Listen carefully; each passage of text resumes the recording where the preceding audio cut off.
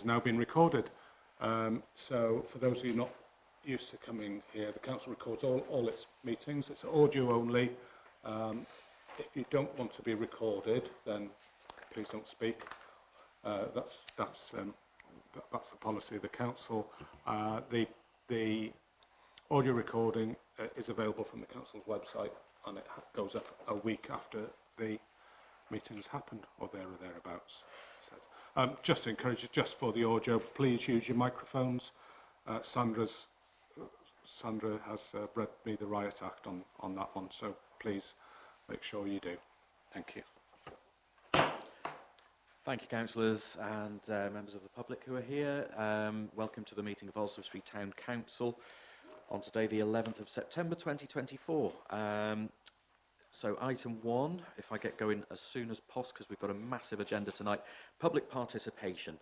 We've got quite a few members of the public here, and I know that we do have a member of the public online as well. So just looking in the room first of all, please indicate if you'd like to speak. Before they do, Chris, can you hear me okay? Online? Could you just put your microphone on mute for a second, please? Otherwise I'm just going to get feedback. Apologies. Okay, go on. Mr. Watts, can you hear us? Oh, hi. Is it okay? Hello, can you hear us now? Hello? Can you hear me? I can hear you. Can you hear me? I can't hear you. Oh. Mr. Roberts, I think you're muted. There we go. Is that better? Yes. Okay. Right, having established a connection, is it okay if we listen to Mr. Watts first? Is that okay? Just in case anything happens to the technology. Because I believe you would like to speak this evening, Mr. Watts. Is that correct? It is, yes. First of all, good evening, everybody. And I'd also like to say thank you to Mr. Roberts for giving me some guidance regarding procedure on the telephone earlier today. Yes, the reason I was prompted to get in touch relates to an item on your agenda, or it's not so much an item on your agenda, but a note beneath item 8A on your agenda, which is a motion by Councillor Upton, but it's not so much that motion, which I support actually, for what it's worth, but it's also the note beneath it relating to a flag policy following a complaint that was made regarding the flying of the Progress Pride flag earlier this year above council premises. Because I'm addressing you before you've discussed it, I sort of feel as if I might be putting the cart before the horse, or pushing against an open door. But in anticipation, I'm conscious that the council may not have received a whole load of positive thanks from the LGBT community, of which I am part, for flying that flag. Please don't equate lack of express thanks with a lack of gratitude from the community, because huge thanks to the council for displaying the Progress flag during Pride. So thank you very much indeed for that. And that's not just me personally. I'm part of the LGBT community, particularly around Oswestry, and we've all been messaging regarding this issue. And so thank you very much indeed on behalf of the community. Secondly, I'm not sure whether you have been or will be briefed regarding the significance of the Progress Pride flag over and above the traditional rainbow flag. There is a significant difference, and it is particularly important that the Progress Pride flag be flown because it includes reference to other marginalised people within the LGBT community, particularly people of colour, trans people, and those living with HIV and AIDS. So the Progress Pride flag is particularly important. So if it is the case that the council does adopt a flag policy, we would please include the Progress Pride flag rather than just make a reference to the rainbow flag. So that is just a sort of a little heads up from me. And thirdly, if it is the case that you have a flag policy and that you have to get whatever consents necessary to fly it, I would urge the council, please, to take whatever steps it can to get those consents, so that the Progress Pride flag can be flown next year and in future years. So thank you very much indeed for your time. I hope you have a nice evening in your meeting. I think that covers everything. Thank you. Thanks very much for that contribution, Mr. Watts. And as you say, we'll be discussing that later on, and the decision will be publicised in the usual way, in the usual channels. But thank you very much for coming and speaking this evening. Well, thank you for your time. Your kind words have been much appreciated. Well, thank you very much. Thank you. Okay, thank you. Move on to people in the room. Mr. Bennett, would you like to? Have we got this? Would you do a favour? Would you mind shifting that so the public can see? Cheeky. Thank you. I apologise to the members of the public for leaping in, but as you see, I've injured myself and it may wince. Congratulations, Mr. Mayor, on a most fascinating agenda, which piqued my attention for at least 4 items. So if you will agree, I'll take them one by one. Of course, but I can take no credit for the agenda. I don't want the blame for it either. So well, first item is 15A, bus shelters. May I suggest that large print timetables be incorporated into bus shelters for the benefit of the elderly and the not so elderly who may use bi or varifocals. May I also suggest solar panels be incorporated to provide lighting, particularly in the evening, to deter vandalism. I am, however, disappointed that the report seems to make no mention of the bus shelter at the bottom of Oak Drive to complement the one on the other side of the road. As someone who will have to journey to the RSH, the prospect of standing around, possibly in pouring rain, and unable to raise a smile, let alone an umbrella, is not attractive. Some 2 years ago, this council agreed to provide a shelter in this location, and the town clerk has been reminded by myself of this several times. I regularly see people waiting for a service, including one elderly lady who was concerned she may have missed the bus. A resolution by the council is an implicit promise to its citizens and taxpayers that the actions authorised by that resolution will be carried out. A resolution can, of course, be altered or rescinded, but a promise to the public cannot be rescinded, only broken. My question is therefore, will the council now comply with the terms of its own decision, or explain to the electorate in the area why they are apparently reneging on the promise? thank you. Ready? Yeah, that's all. Go for the loss, Councillor Bennett, and see what we can do from there. Okay, item 8B, notice of motion. As someone who has seriously injured themselves recently, my experiential knowledge of buses, shelters and timetables has expanded rapidly. Experience is a great teacher. I'm not going to go up a ladder again. And I've also had experience of using the bus link between Oswestry and Gabowen, and of course trips to the RJH will be needed for physio. If I'm reading the timetables correctly, not an easy thing to do even on a PC, there are currently at least 4 services. And of course, the ambition to create a rail service from Oswestry to Gabowen has been in place since 1976, when I first arrived, when the line was in use to bring material from the local quarries.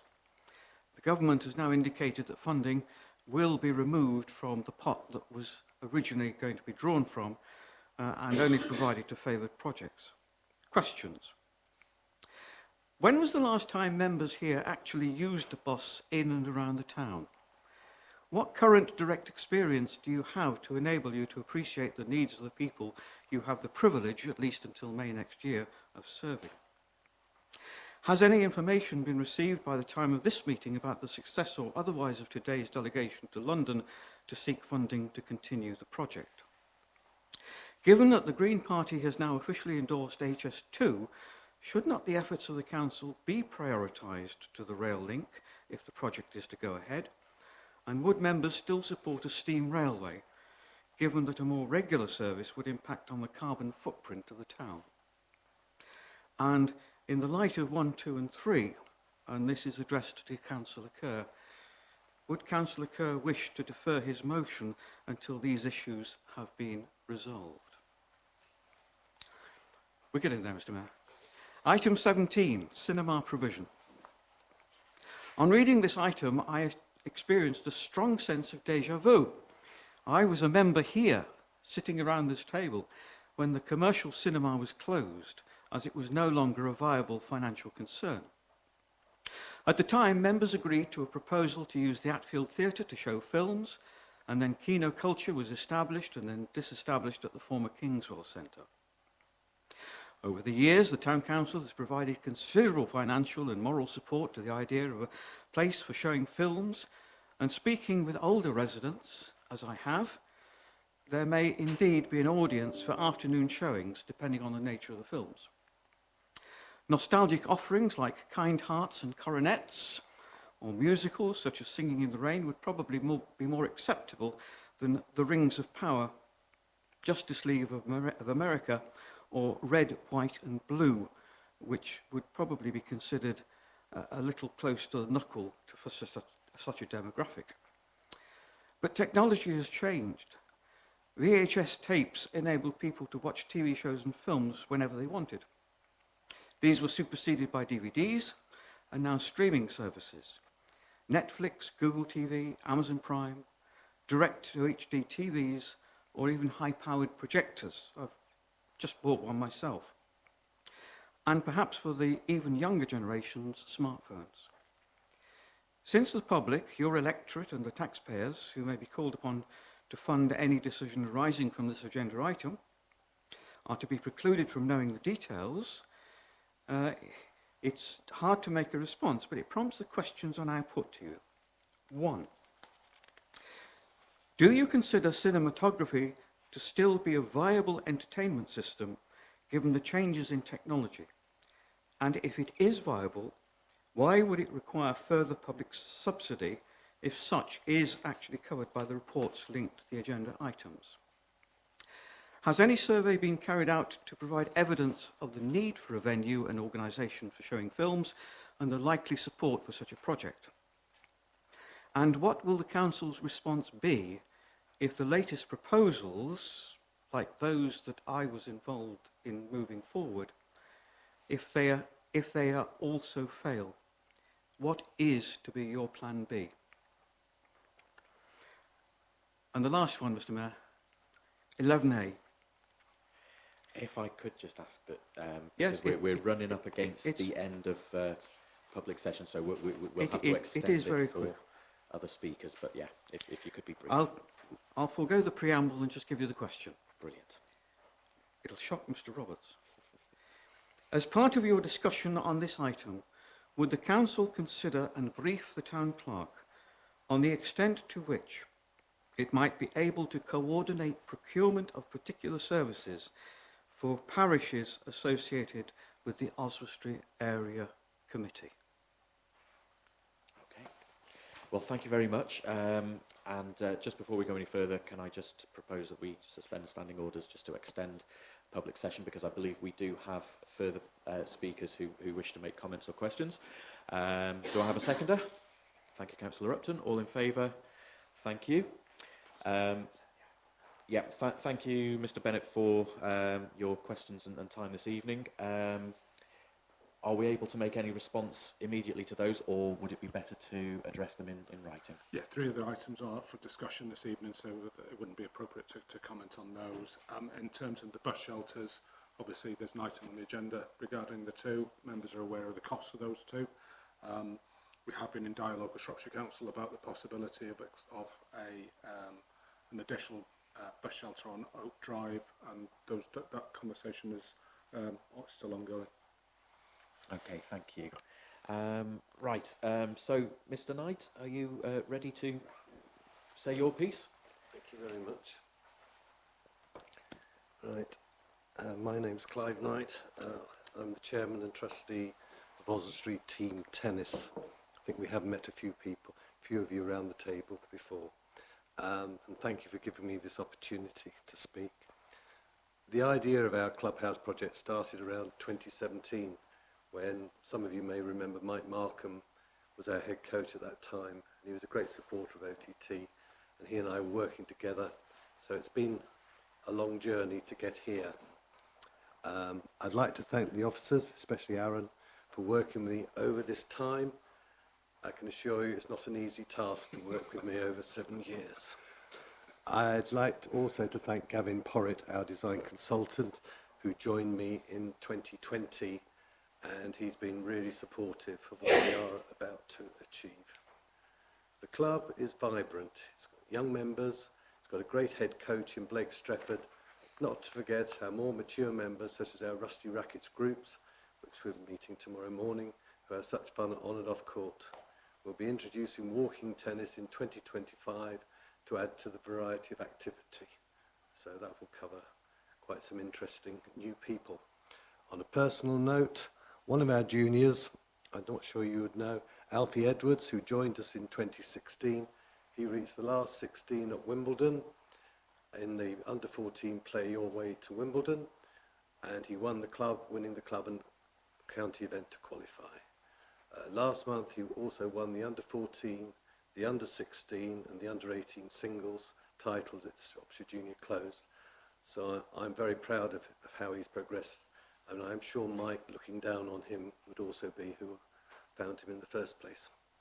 I'd like to thank our Mayor for accepting our invitation to attend our awards evening at Oswald Street Cricket Club in November, where he will see our club come to life off court in no uncertain terms. Owning our clubhouse will make such a positive difference to our club, I can assure you. And I'm confident having this facility will help us to support our existing membership and raise our membership numbers in the long term, which is the prime aim. I hope you find my grant application straightforward, and I hope that you can see fit to support OTT tonight. I therefore, final comment, look forward to on the day when I can invite you all for a cup of tea at our new clubhouse. Thank you very much. Yeah, invitation accepted. But thank you very much for coming in and speaking, and great to hear that things are going so well with all the success for your members. So thank you. Thanks for the update. Just wanted to bring the club to life tonight. Yes, thank you very much. And we have our fourth speaker of the evening. Would you like to introduce yourself and let us know what you want to say? Good evening. I'll keep it brief. My name's Paul Murray.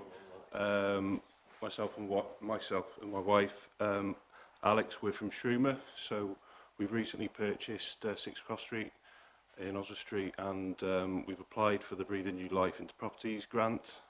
So I just thought it seemed right to show our face and just show our appreciation for looking at that for us.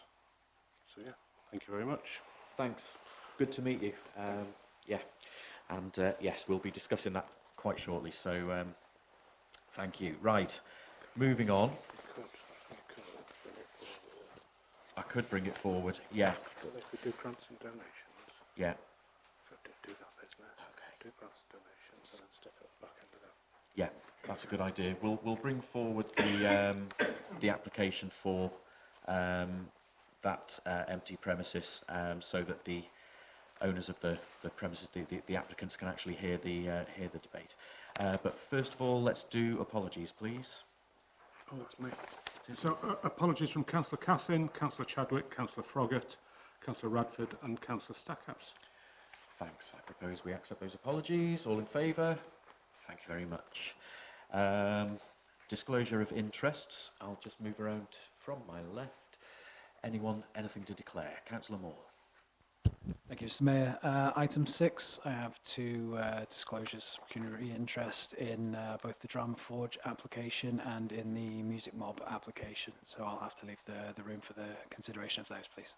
Great. And by happy chance, they're next to each other, so just be the one exit. I won't need to shuffle those around. Anybody else? Councillor Price. Yeah, the senior citizens application and Duncan trying to give me more overtime on his motion. So on buses. Okay. Okay, yeah, that's great. Thank you. Nothing else from anyone there? Thank you. So minutes of the meeting of council held on 10th of July. Councillor Upton. Move we adopt. Okay. Councillor Davis. Any other comments or no? All in favour then? Thank you very much.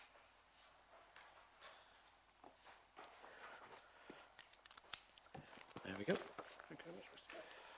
And okay, we now have minutes from the standing committees.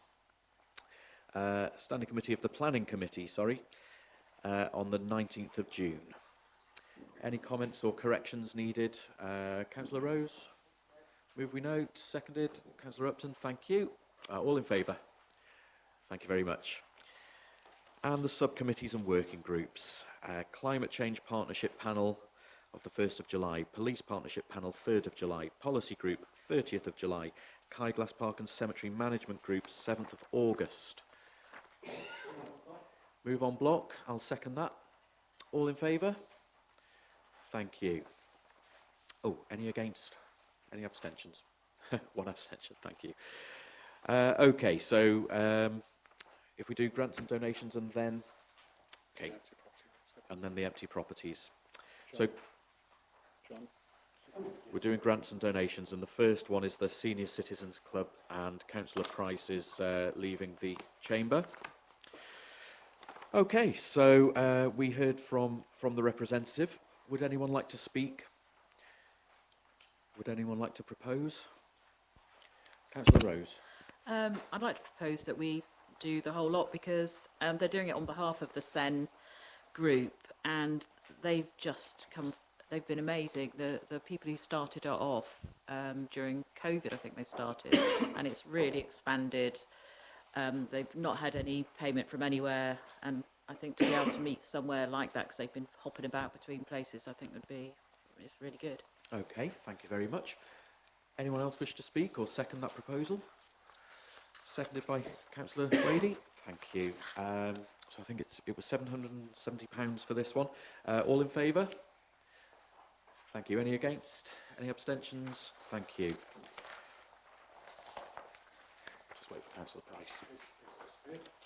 Oh, we'd better keep going then. 6B, the grant application from County Counselling Community Interest Company. Councillor Wadey. As someone who used U&I as a customer, that feels like a wrong word, yeah. but you know what I mean. I think this is brilliant. I think there are so many people who are going to be without support, so I think this is needed. And yeah, happy to, considering they're doing what they can as well to keep things in-house as much as possible. I think we should give them support. Thank you very much. Proposed by Councillor Wadey. I've got Councillor Maguire wants to come in. I'd also like to second that. Obviously, I've had quite a few discussions, as I was talking about earlier, with the original owner, Wendy. And they, over the period of time they existed, see over 40,000 people, not just in Oswestry, it was further afield as well. But the thought of, I'd say, around 10 years of another 40,000 people losing out on a vital product would be extremely concerning. So yes, I would second that and agree to it too. Thank you. Is it Councillor Price waiting to come back in? Sorry, he's not aware that we've moved on to an item that... Yeah. Thanks, James. Right, yes. Yeah, I was pleased to see this one come forward myself. Councillor Coburn?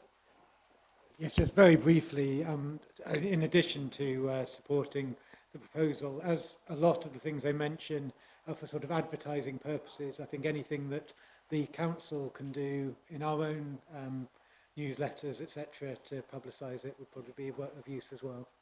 Yeah, definitely raise awareness of this new service. Thank you. All in favour then of the grant? Thank you. Any against? Any abstentions? Thank you very much. So just as a thought, we'll put that on the council. We'll do an article in the next council newsletter where we talk about the grants and donation recipients and do a little bit of a feature on each over a period of time. So I think that's a great idea. Yeah, thank you. Now, 6C, the application from the Cuddle Collective Community Interest Company. They were invited, but they haven't been able to make it tonight. We're not sure why. We can still make a decision. So if Councillor Rose, you want to speak, thank you. I have actually met this the lady who does this. I met her in the library where she's been coming voluntarily and paying her own fees to come to the breastfeeding support group there. But they've got loads of different slings that are like suitable, say, for premature babies, that kind of thing that you can't really get easily commercially, and they lend them free to babies under 12 weeks, and then you can hire them if you want a different one longer, but it means you can have that one and then you can swap to one that's more suitable later on. So yeah, I'm just don't know if you want to consider it or not, but I think it's a useful service, I suppose. And they're asking for 240 or something like that. Okay, thank you. Councillor Jones. Yeah, I'm happy to support it. It's a very vulnerable time after they've just given birth. I don't think we've quite got the hospitals like we used to have, where they could have a week in hospital afterwards to learn how to mother their child and things like that. I think it's a very vulnerable time for them. So, and some of the mothers do get baby blues and things like that with no help. There are people out there who haven't got many parents or help.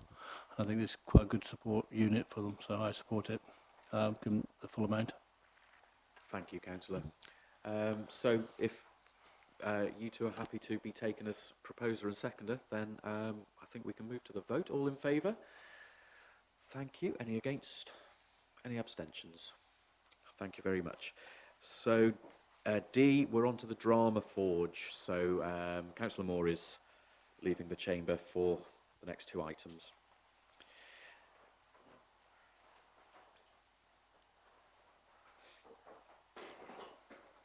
We had a nice group of the members of the Drama Forge come in and tell us what it meant to them to be members of that group. So, would anyone like to speak? Councillor Owen. Thank you. So I think, based on the sort of aims for this council to promote youth services in both Oswestry and to wider areas, something like this we saw how enthusiastic the current members of the group are. They obviously feel that there is an interest for it. The apprehension is that they're obviously full at the moment. They can't expand beyond what they already have. So it's a matter of maybe just ask them, is there plans to expand the group to allow more members in? Because if it is just a limited group, at the end of the day, it's not very inclusive to more people going, oh, that's a good group, and wanting to join it, and more young people can't get involved. But I'm generally in favour of paying the full amount to this. Thank you. Councillor Wadey. Okay, I do a lot of work myself with young people in drama, and it is such a fantastic thing to see how they progress and how they can apply what they've learned to their entire life. I think a lot of people think it's just, oh, you're going to learn to act, and obviously it's not that at all. It's confidence building and making friends and team building and all those wonderful things. And I think also from the young people we met before, it shows that Poppy is a very inclusive person, and obviously the variety of children feel comfortable with her group, which I think is also something that's really important. It also says in here that in the future she'd like to possibly do an early years age and an SEN group. obviously I know that's not technically maybe involved in this one, but I think it's really important to have that. SEN children often don't get a lot of support when it comes to drama groups and things. I think from my experience of working with the Stagecoach and the current group I'm in, it's really hard to support. When you haven't got enough staff or resources, it can be harder to support children with SEN. So I think if that's something she's going to be able to do in the future, that's amazing. And yeah, I just, all for all the drama and all those things. Yep, thank you very much indeed. So again, you happy to propose and second? And yeah, we hope that they're able to increase numbers at some point. But in terms of this application on its merit, all in favour? Any against? Any abstentions? Thank you very much. Moving on to 6E, Music Mob. We've helped this group for a number of years now, and they're asking again for our financial support. Would anyone like to speak or make a proposal? Councillor Rose. We did mention in the pre-meeting that they have come several times and they have got quite a lot of money, but it is a really good group. But I know that previously we paid for a certain proportion, so they're asking for us to support 5 groups. If we did 3, it would be 1,755, so we'd say like 1,200. I'm just a bit worried about the next round of grants. You know, we've worked out that we won't have much left for our last round, so that's just an option. Are you proposing that? I would propose that, I think, yeah. Okay, so £1,755 rather than the... 3/5 of the council, I say, or 5 groups up to 3. Okay, so 3/5. Councillor Coburn and then Councillor Jones. I mean, I think they have been here several times, but if you look at the application of 8 different other funders who they're getting money from in this thing, it's not like they're just like, oh, we'll just turn back to Oswald Street Town Council and they'll support us. They're clearly going out and getting it. And it looks like they are at the end of their funding stream, and the money that they have, a lot of it is going into this year's application. So I do fear that if we didn't support all 5 groups, then there may be 2 groups that wouldn't get the support for next year. So I would propose that we give the money in full. Okay, thank you very much. Does Councillor Rose's proposal have a seconder? Councillor Davis. So I'll move to Councillor Jones. Yeah, I was just supporting Councillor Ollie Rose's amount of money, so now you've got Councillor Davis supporting, so... No, that yeah, yes. Whatever. Sorry, Mark. That's great. I just realised I hadn't taken a seconder for a proposal, so wanted to get that rectified. Councillor Davis, would you like to speak to the proposal? Yeah, I support what Councillor Ross said. I think the full amount is a little bit large, and it's better to have a little bit back for something else. When we look at the amazing thing the other groups are doing, and they're asking for very small amounts of money to keep them surviving, I think there's a lot of money floating around in here, and I'm sure they could make that shortfall up if we went along with Ollie's proposal. Thank you. Just to clarify, Councillor Coburn, then, are you proposing an amendment to Councillor Rose's proposal? Yes, I guess I am. Okay. I kind of thought I was just proposing that we went along with the original thing, but as Councillor Rose spoke first, yes, I am proposing it. Proposing an amendment. Does the amendment have a seconder? Councillor Owen, would you like to speak?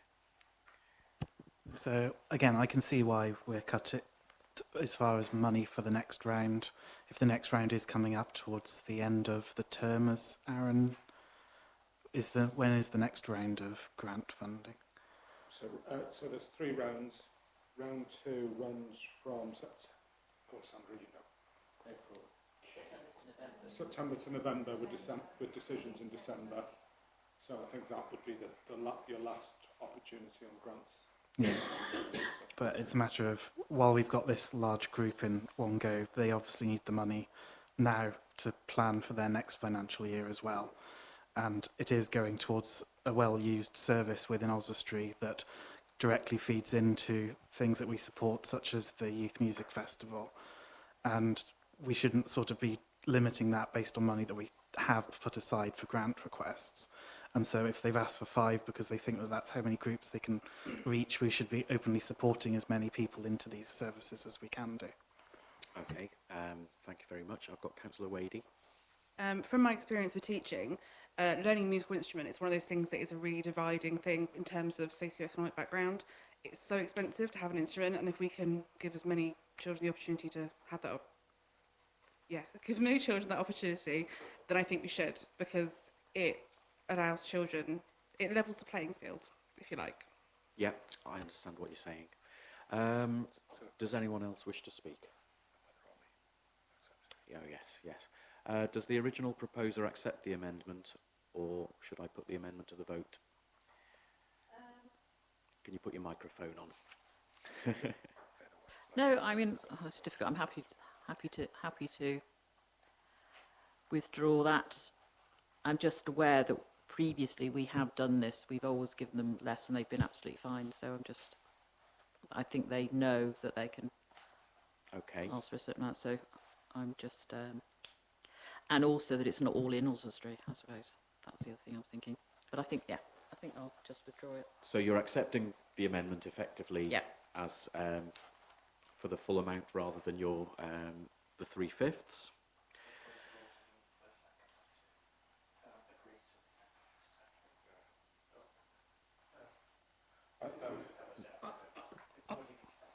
I think given that it's a very straightforward decision, is a full amount or a reduced amount, it just go to the vote. It just simplifies the whole process, doesn't it? Yeah. Okay. So are we sure on the process there? Because I've not been aware that seconders have to accept amendments in the past, but I can delve into standing orders if you've got the time.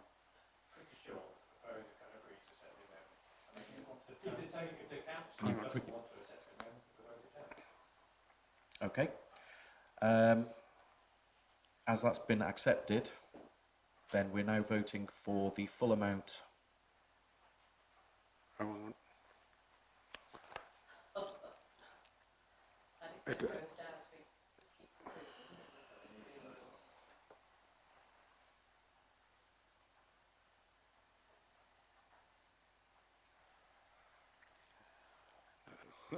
The seconder wasn't keen on the other amendment, by the way, so I wouldn't stand down like Ollie has. Well, that makes it even more complicated, doesn't it? So I think the straightforward thing to do is just vote on the amount that you want to offer. Those in favour of, you've got 2 proposals, one for... Councillor Rose, if you maintain your proposal, then we'll vote on the amendment anyway, which is for the full amount. No? Yeah, sorry, Councillor Kerr. I think she's withdrawn her motion. I don't think you can put pressure on her to. No.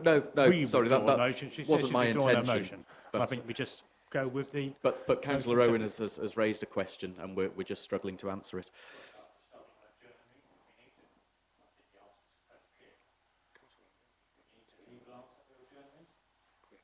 If I'm happy to withdraw it, then that must be okay. That is okay. Yeah. Don't vote for the full amount. You can then re-decide at a lower amount. Yeah. Okay. I'm just going to move to the vote then for the full amount of £5,000 to Music Mob. All in favour? Any against? 2 against? 3 against? And any abstentions? So that was carried. Thank you. What do I decide on? £5,000. Yeah, we better get Jay back in. Thank you. Right, okay. Item 6F. Grant application from Oswestry Team Tennis. We've heard from the applicant, and would anyone like to speak or make a proposal? Great. Full amount. Yes. Yeah.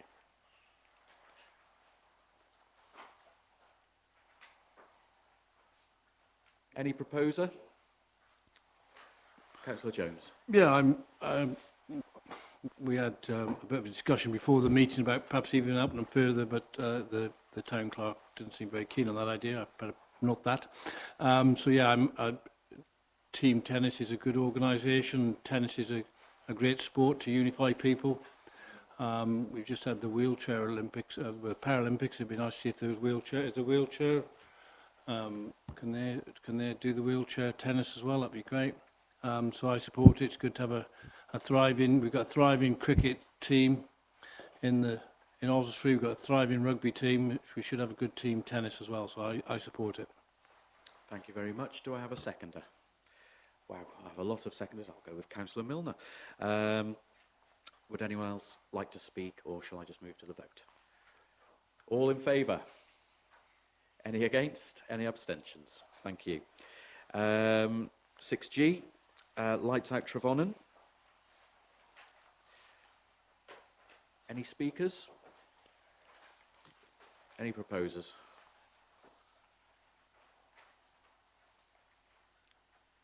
Councillor Upton. If no one else wishes to, I propose. Okay, propose the full amount. Thank you. Does that have a seconder? Councillor Coburn. If no one wishes to speak, I'll move to the vote. All in favour? Sorry, Councillor Jones. Yeah, we better highlight to the press, just in case he hasn't picked it up, how it's going to be a big event for our town again. Wilfred Owen is one of our own, and his message about war is very relevant at the moment, unfortunately. We never seem to stop having a war. We seem to finish one and start another, so we don't seem to learn, really, but there we go. But, yeah, I support it fully. Good for the town. Yeah, thank you for that. I'll move to the vote then. All in favour? Thank you, that's unanimous. And no, we've still got another one. Request of the Council for sponsorship, as in previous years, for the special recognition category of the Oswestry Life magazine Local Hero Awards for 2024. So it's, as in previous years, £250 plus VAT. The community can nominate their worthy heroes, the closing date of which is January 2025, end of, and the winners will be announced within the March issue of the magazine. Council branding on all promotional material, both in print and online, and the opportunity for the Mayor to present the award. Would anybody like to speak or propose that one? Councillor Maguire, thank you. Yep.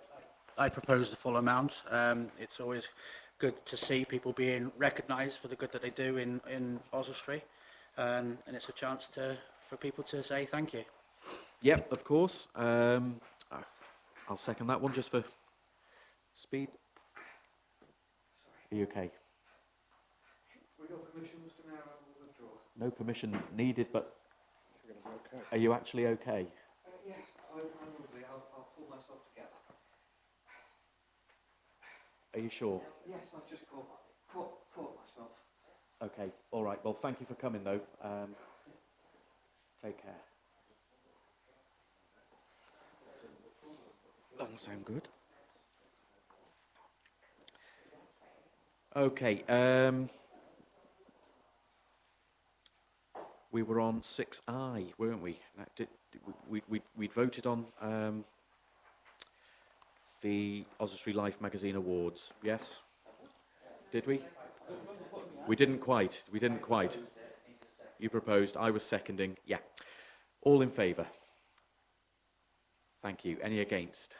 And any abstentions? One abstention. Thank you. 6I is for noting that the first responders have provided an update of how they have used the last year's grant.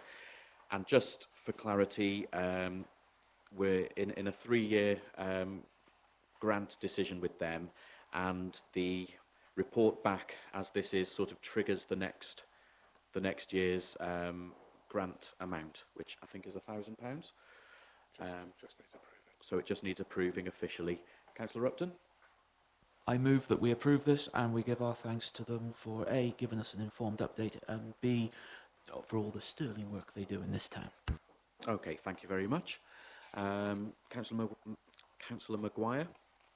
Just to echo what Councillor Upton has just said, and I would like to second, please. Thank you very much. Any other speakers? Move to the vote then. All in favour? Thank you. That one was unanimous. Next for noting, the report back from Shropshire Cycle Hub following the grant awarded to them.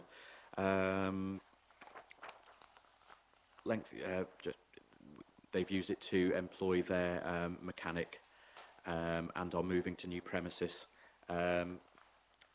which frees up the old market building. So, move we note, seconded by myself. All in favour? Thank you very much. And lastly, 6K. We've had a letter of thanks from the Nightingale House Hospice for the support of from the Town Council for the Oswestry Balloon Carnival. The letter is on Appendix H. It was a very successful event this year. It raised about £37,000, I think, which is a fantastic amount to go towards their cause. And the weather was kind and everything went really well. So thanks to council and thanks very much to officers for the hard work again, making that such a success. So I'll move we note that one. Seconded. All in favour? Thank you. Item 7, to answer any questions received. So I just wonder whether we go to, as we to item 15B. Yeah. And the application reference to 6 Cross Street in your reports, which is Appendix S.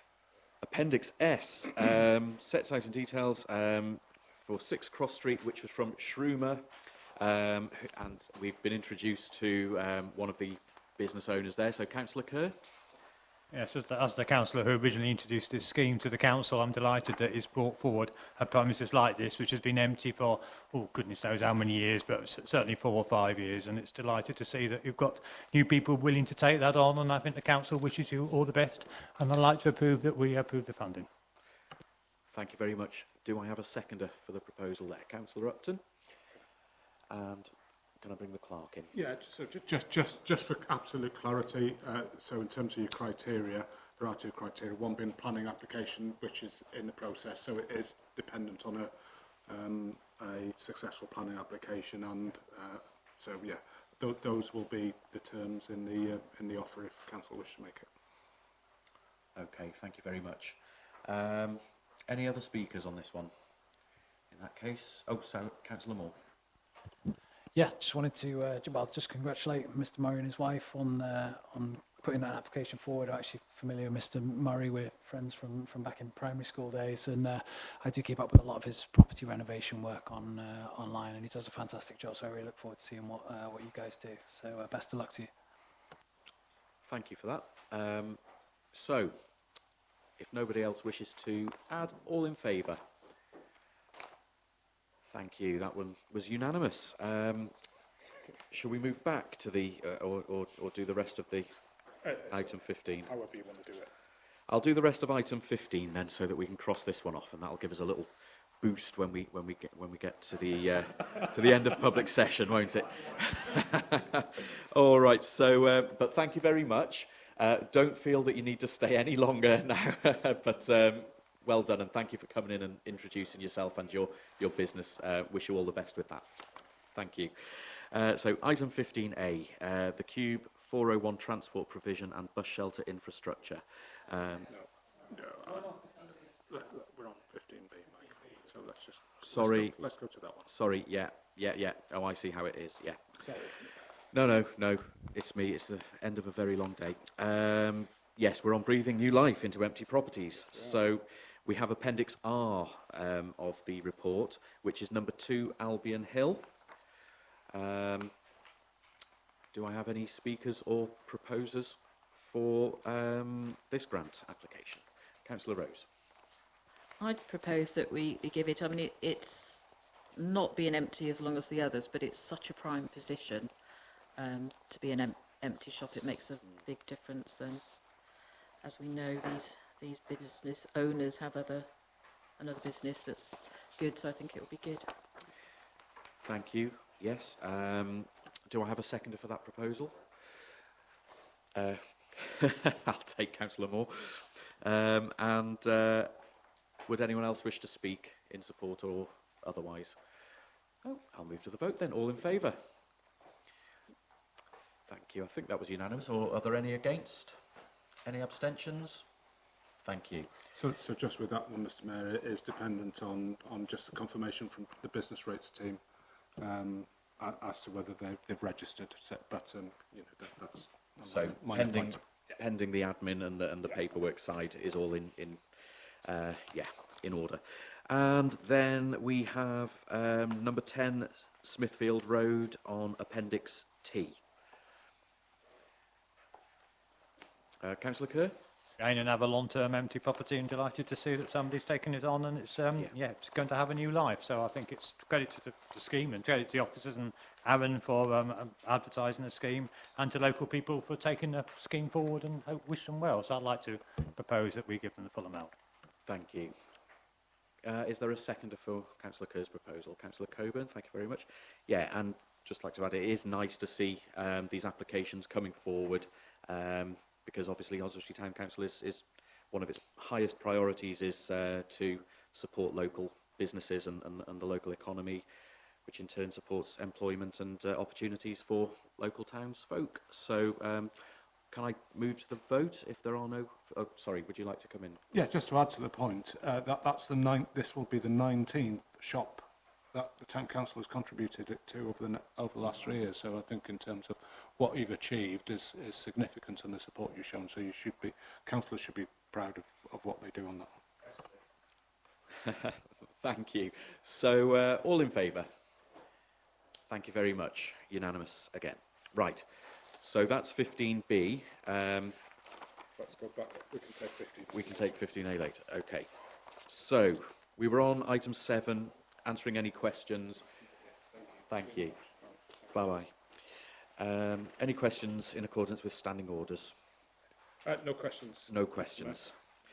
Item 8, notices of motion. Item 8A, in the name of Councillor Upton. I'll hand over to you. Thank you, Mr. Mayor. So, I won't read out the full notice, you can see it here, but as you're aware, it was September 21 or 22 when the council very kindly agreed to the proposal to fly the banner of St Oswald every 5th of August. Although we are a proud historic town with a fierce independence, we are also a Shropshire town. And there is also a flag for Shropshire. It's flown by the County Council from Shire Hall, and it's also flown by the Department for Local Government on the respective county day as well. As it says in the notice of motion here, that our links to Shropshire are going to take a huge knock from October. So what better way than to propose, what better way than to enhance our identity by flying the flag on the appropriate Shropshire Day. I would also just like to add that Shropshire Day is named after St Milburg of Wenlock. She was the Benedictine abbess of Wenlock Priory until the year 727 AD, and she was also King Oswald's niece. So there's the link to Oswestry as well. I've taken the liberty of finding different websites and sources where this flag is already mass produced. I gave them to Aaron. They're not included here, but Aaron will have them in his presence. And if you the simple Google search, you'll find them as well. So they're not cheap, but they're not expensive either. So alongside this proposal, I would agree that a flag policy does need to be drawn up and presented to the council at the next meeting. We could always look to the flag policy adopted by Shropshire Council, or if you were to just type in Town Council flag policy on Google as well, you'll find various other policies. A good example being the one from Battletown Council down in Sussex. And also, I think as a welcoming and diverse modern town, we should look towards getting the appropriate legislation for flying the progress flag as well. So there it is, and I welcome any feedback. Thanks, Councillor. Yeah, I love the little bits of history we get with your motions as well. It's always educational. Yeah, so thank you for that. But I will be very much separating your motion from the issue of flag policy. We'll discuss that just after we've decided on your motion. Is there a seconder for Councillor Upton? Councillor Price, thank you very much. Would you like to speak now or seconding? Lovely. Yeah, I personally love a nice variety of flags being flown. So, Councillor Wadey. More than anything else. Sure. Will we also be, I'm sorry, I'm very ignorant. I don't know what the Shropshire flag looks like. I'm very sorry. I was actually born in Brighton, so I probably should know what the Brighton flag looks like, but I don't either. Are we going to be doing some promotion? Because I do think it's wonderful, but I think a lot of people will not know what it means. Or maybe that's me being a bit negative. Maybe people will know what the Shropshire... If it's okay, I'll answer. Before any change of the flag, we do issue a press release. Just to clarify, I think Lois is bang on that. And Councillor Upton? Apologies, I thought I'd included one within the email I sent over to you, Aaron, but perhaps I didn't. But basically, the Shropshire flag is, so basically it's the logo, it's the Shropshire County Arms, which is in the left-hand side of the Shropshire Council logo, but instead of white and blue, they are blue and yellow, and it's basically stretched out in a rectangular form. Yeah, several things. Sort of. Right, okay. So it has been proposed and seconded that we fly the Shropshire sort of coat of arms, the official Shropshire flag on Shropshire Day, 23rd of February. All in favour? Thank you very much. That is unanimous. Congratulations, Councillor Upton. The flag portfolio gets steadily wider. Okay, but we do have a note from the clerk that we would be prudent to agree a flag policy following a complaint received from a member of the public for the flying of the Pride Progress flag for Pride Month in June. We do interrupt that every year for Armed Forces Week, so we swap the flags around in recognition of that important week as well. And we do have some government guidance that says that the rainbow flag, consisting of 6 horizontal equal stripes of red, orange, yellow, green, blue and violet, does not require planning consent. And this suggests that anything other than that would require consent. So, Councillor Rose. Yes, on the government website it specifically says that flags that aren't on the list do require planning consent, and that would also include the St Oswald's flag. Was that Shropshire? The Shropshire one's okay because any. Yeah, there is a line in there that says local town flags. So I think I've viewed that as being covered, covering St Oswald's, but clearly it's very descriptive about the Pride flag, which is why I raised it. So it says that you have to apply for the local council. Is that if we do apply for planning permission, which I'm sure they'll grant, should we ask them to make a statement that it's allowable? I mean, the Progress flag is very much the one that everyone thinks should be used now, but it hasn't been updated. The government guidance was updated in July 21, and the Progress flag was made in 2018, but I imagine people just don't know that they have to add it to a list. So could we also write to the Department for Communities and Local Government, who are the ones who produce the guidance, and just ask if it can be updated? I imagine other groups will be writing in as well. Okay. Councillor Kerr. I think it's actually been proposed by Councillor Upton, if I understood his intentions clearly, that we actually specify that we wish the flag flying policy to include the flying of the Pride Progress flag and seeking any necessary consents that would be needed to fly that. And I don't want to take it away from you because I think that was your proposal and I'm happy to second it. But if that wasn't your proposal, I'll propose it, but I just want clarity. Okay, thank you. Councillor Upton. Just to clarify, that was part of my proposal. Oh, right. Thank you. To second that or something, put that to the vote. Apologies, I didn't pick up on that. So, does that invalidate what we voted on a moment ago? No, that's fine. Sorry, I'm slightly confused. Okay. So we've covered the Shropshire flag. So Yeah. we're now in a place where we've agreed that we need to do there's a proposal. We have a flag Yeah. policy, and we fly the Pride Progress flag, and then it's been seconded. So it's Okay. to the vote. Or And then by logical extension, that would require planning permission being sought. Councillor And Rose. my amendment was to, you Okay. might want to accept, which is that we write to the government housing communities to ask for the the progress fund to be added to the list. Because Okay, yeah. I do agree. And that's been accepted, it's been seconded, it's been accepted. Okay. Councillor Davis, thank you for your patience. Yeah, no, I think with the flag policy, my only thing I want to make is, I'm not against your Pride Day rainbow flag, but I was a little bit annoyed the fact that it was up for an all month in June, and the Armed Forces flag was up for a day, or less, not even a full day.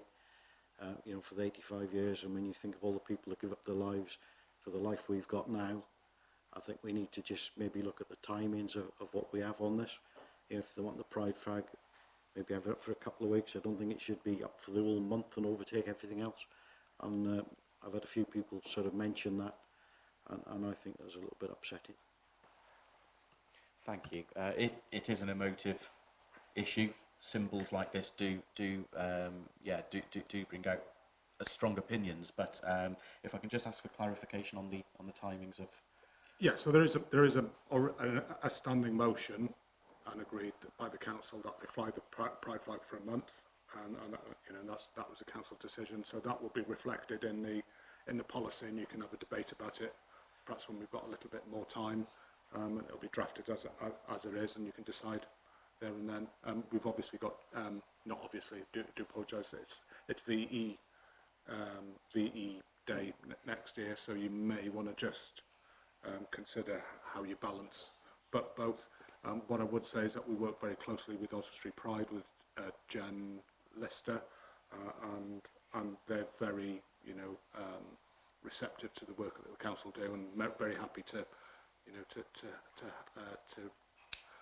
I wish to, sorry, I'll get my words right, wish to respect, VE Day, D-Day and all of that. So I think there's a really good working relationship. I don't anticipate it being an issue.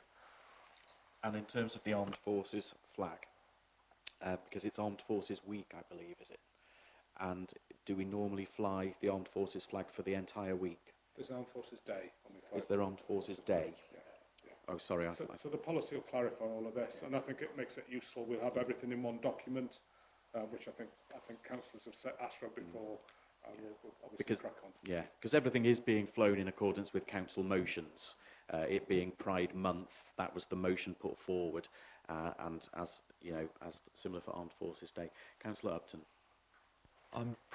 Unless I've completely imagined it, I'm pretty sure that the Armed Forces Day flag actually states on the flag Armed Forces Day, and I think it even has the actual date in question. So if it was just a generic flag, then we could probably get away with it, or even perhaps look towards finding the MOD flag and flying that instead, I think or something. it is sensible to have this debate and this policy come back for discussion.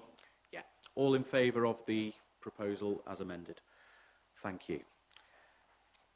No. What number are we on? 8B. Notice of motion from Councillor Kerr. Thank you. I'll be quick. Just to say a few things. It's not an alternative. Some people suggested this is an alternative to a rail link. We're fully committed to supporting a rail link. This is about building the case, because anybody assessing whether they're going to fund this, and I don't know quite where they're going to fund it from now, but if they're going to fund it, they're going to look at passenger numbers, and it's therefore in our interest to try and secure that more people in Oswestry Street take advantage of the train service. And the issue at the moment is not that there aren't buses that go. So you're supposed to leave, aren't you, John? Oh, Go on, clear off. It's not that there aren't buses that go from Oswestry to Bowen, it's that those are service lines that go on to Ellesmere or to Wrexham. They are not integrated with the train. If you look at best practice in some European countries, the bus is actually almost on the platform, And if the train's delayed by a couple of minutes, the bus sits there because it's just a shuttle bus. And so the train comes in, you get off the train and get on the bus as you would if you were changing trains. And the idea is this would be a shuttle bus just from Oswestry to Gobowen, occasionally visiting the RJH on the way because it's an obvious place that people need to get to from the town. The scheduled service is pretty useless after 6 o'clock, but that's the time many people are coming back from work at Wrexham or indeed at Shrewsbury, and that's the time they need it most. All it's asking us to do is to go to Shropshire Council to try to establish the feasibility and the costs of establishing this service, and then we can see where we could take that from in terms of funding bids for the better bus programmes and the like. So I urge you would support it at this stage. Thank you very much. Is there a seconder for Councillor Kerr's proposals? Councillor Coburn, Councillor Milner, thank you, sorry. And I have speakers waiting to my right. Councillor Davis? Sorry, Councillor Davis. Councillor Owen had indicated right at the beginning. If I can just... No, so I wholeheartedly agree with Councillor Kerr that in the interim period, while the reconnection project hopefully progresses, we're requesting that the current provision is improved and benefits local residents in the wider area. As an update from today, it's been presented in Parliament, as somebody did state previously, I can't remember at what point, and they've actually released the government decisions from the project where it does describe it as a high financial gain for the area, whereas all the other reconnection ones that were released during a part of this were all low or poor. So considering they have announced that the funding's being pulled, that is still one of the ones that are being considered based on what we've been advised today. I would like to move that, however, given the financial situation at Shropshire Council currently, I feel it's almost inevitable the response from this motion will be it's slow and they'll just say, at the moment we're having to look at cutting our current services, we can't put another one on. In that respect, I think if Councillor Kerr would be happy, I know that having a direct service is part of the motion. It's a matter of if we can just liaise with Shropshire Council to ask if the current providers can just adjust their bus services to link up a lot better with the current timetable. Obviously, train timetables have changed since the bus timetables have changed, so it does go out of sync. Just to keep that in mind, well, if that one happens, they look at the buses to make sure they're still synced up. And also shift patterns with the orthopaedic hospital. There's a lot of workers who live in Oswestry who currently try and use the bus and can't because it's not a good times for their working patterns. And again, that's where a shuttle bus is ideal, but based on economic and financial situation, we should just be mindful of that, considering the motion for later, or the survey later today, and just ask Shropshire, at no extra cost, can we just adjust the current schedules with the two key points in mind? Thank you very much. Councillor Kerr, are you... Respond. It would be sensible if the current schedules were anything consistent with the timetable of the trains. As I said, after 6 o'clock, there's precious few buses at all. So you'd have to introduce a whole load of buses going to Wrexham and Ellesmere to get that effect of being able to meet every train. The reality of a bus that starts its journey on Wrexham and Ellesmere means it's very, very difficult for it to arrive in Gobowen at the time the train arrives. One or the other one will be delayed, and because it's a scheduled service, you can't really have it waiting there at the station because people who will be joining that service have nothing to do with the train station. So like I say, best practice is to have a dedicated, where you're such a short distance between Oswestry and Gobowen, is to have a dedicated shuttle bus. And it gives people confidence, because if you speak to people about why they don't use the buses, they will tell you too many stories about the buses being cancelled, the buses being unreliable. And the more we have long scheduled services from Ellesmere to Oswestry, Oswestry to Wrexham, the greater that problem will be. I'm not asking Shropshire Council to fund it at this stage. I'm just asking them to put some figures on it as to what the cost to the public sector would be. I think this would be quite an economic route, actually, and I think operators would make a good profit out of it. When we've ascertained what the cost is, we're in a position to ask for government or for other agencies to actually meet those costs. We can't do anything until we've established a cost. And there is still a bus team. It's paid for by the central government, as it happens, at Shropshire Council, so they do still receive money to run buses and to improve buses, and that resource can be used to focus on this rather than focus on other issues in the county. Okay. Councillor Upton. I have Councillor Davis. Thank you. Yeah, very quickly, I fully support Councillor Kerr on this one, and I think we need the numbers before we go any further. We want to know how many people are going to use it, and you know, if the numbers are there, and if it's in, it might not need to run all day, might just be a morning and an evening thing, but I think there's definitely a need for it. Definitely a need for service the orthopaedic with people that do travel on the train to get there. But I think we do need some numbers, and I fully support what he's asking. Thank you. Councillor Maguire and then Councillor Upton. I would just echo everything that Councillor Davis has just said. I think if Shropshire Council have corresponding conversations with the orthopaedic, with the train station, etc., I think it could work. So I'm in full support of Councillor Kerr. Okay, thank you very much. And Councillor Upton?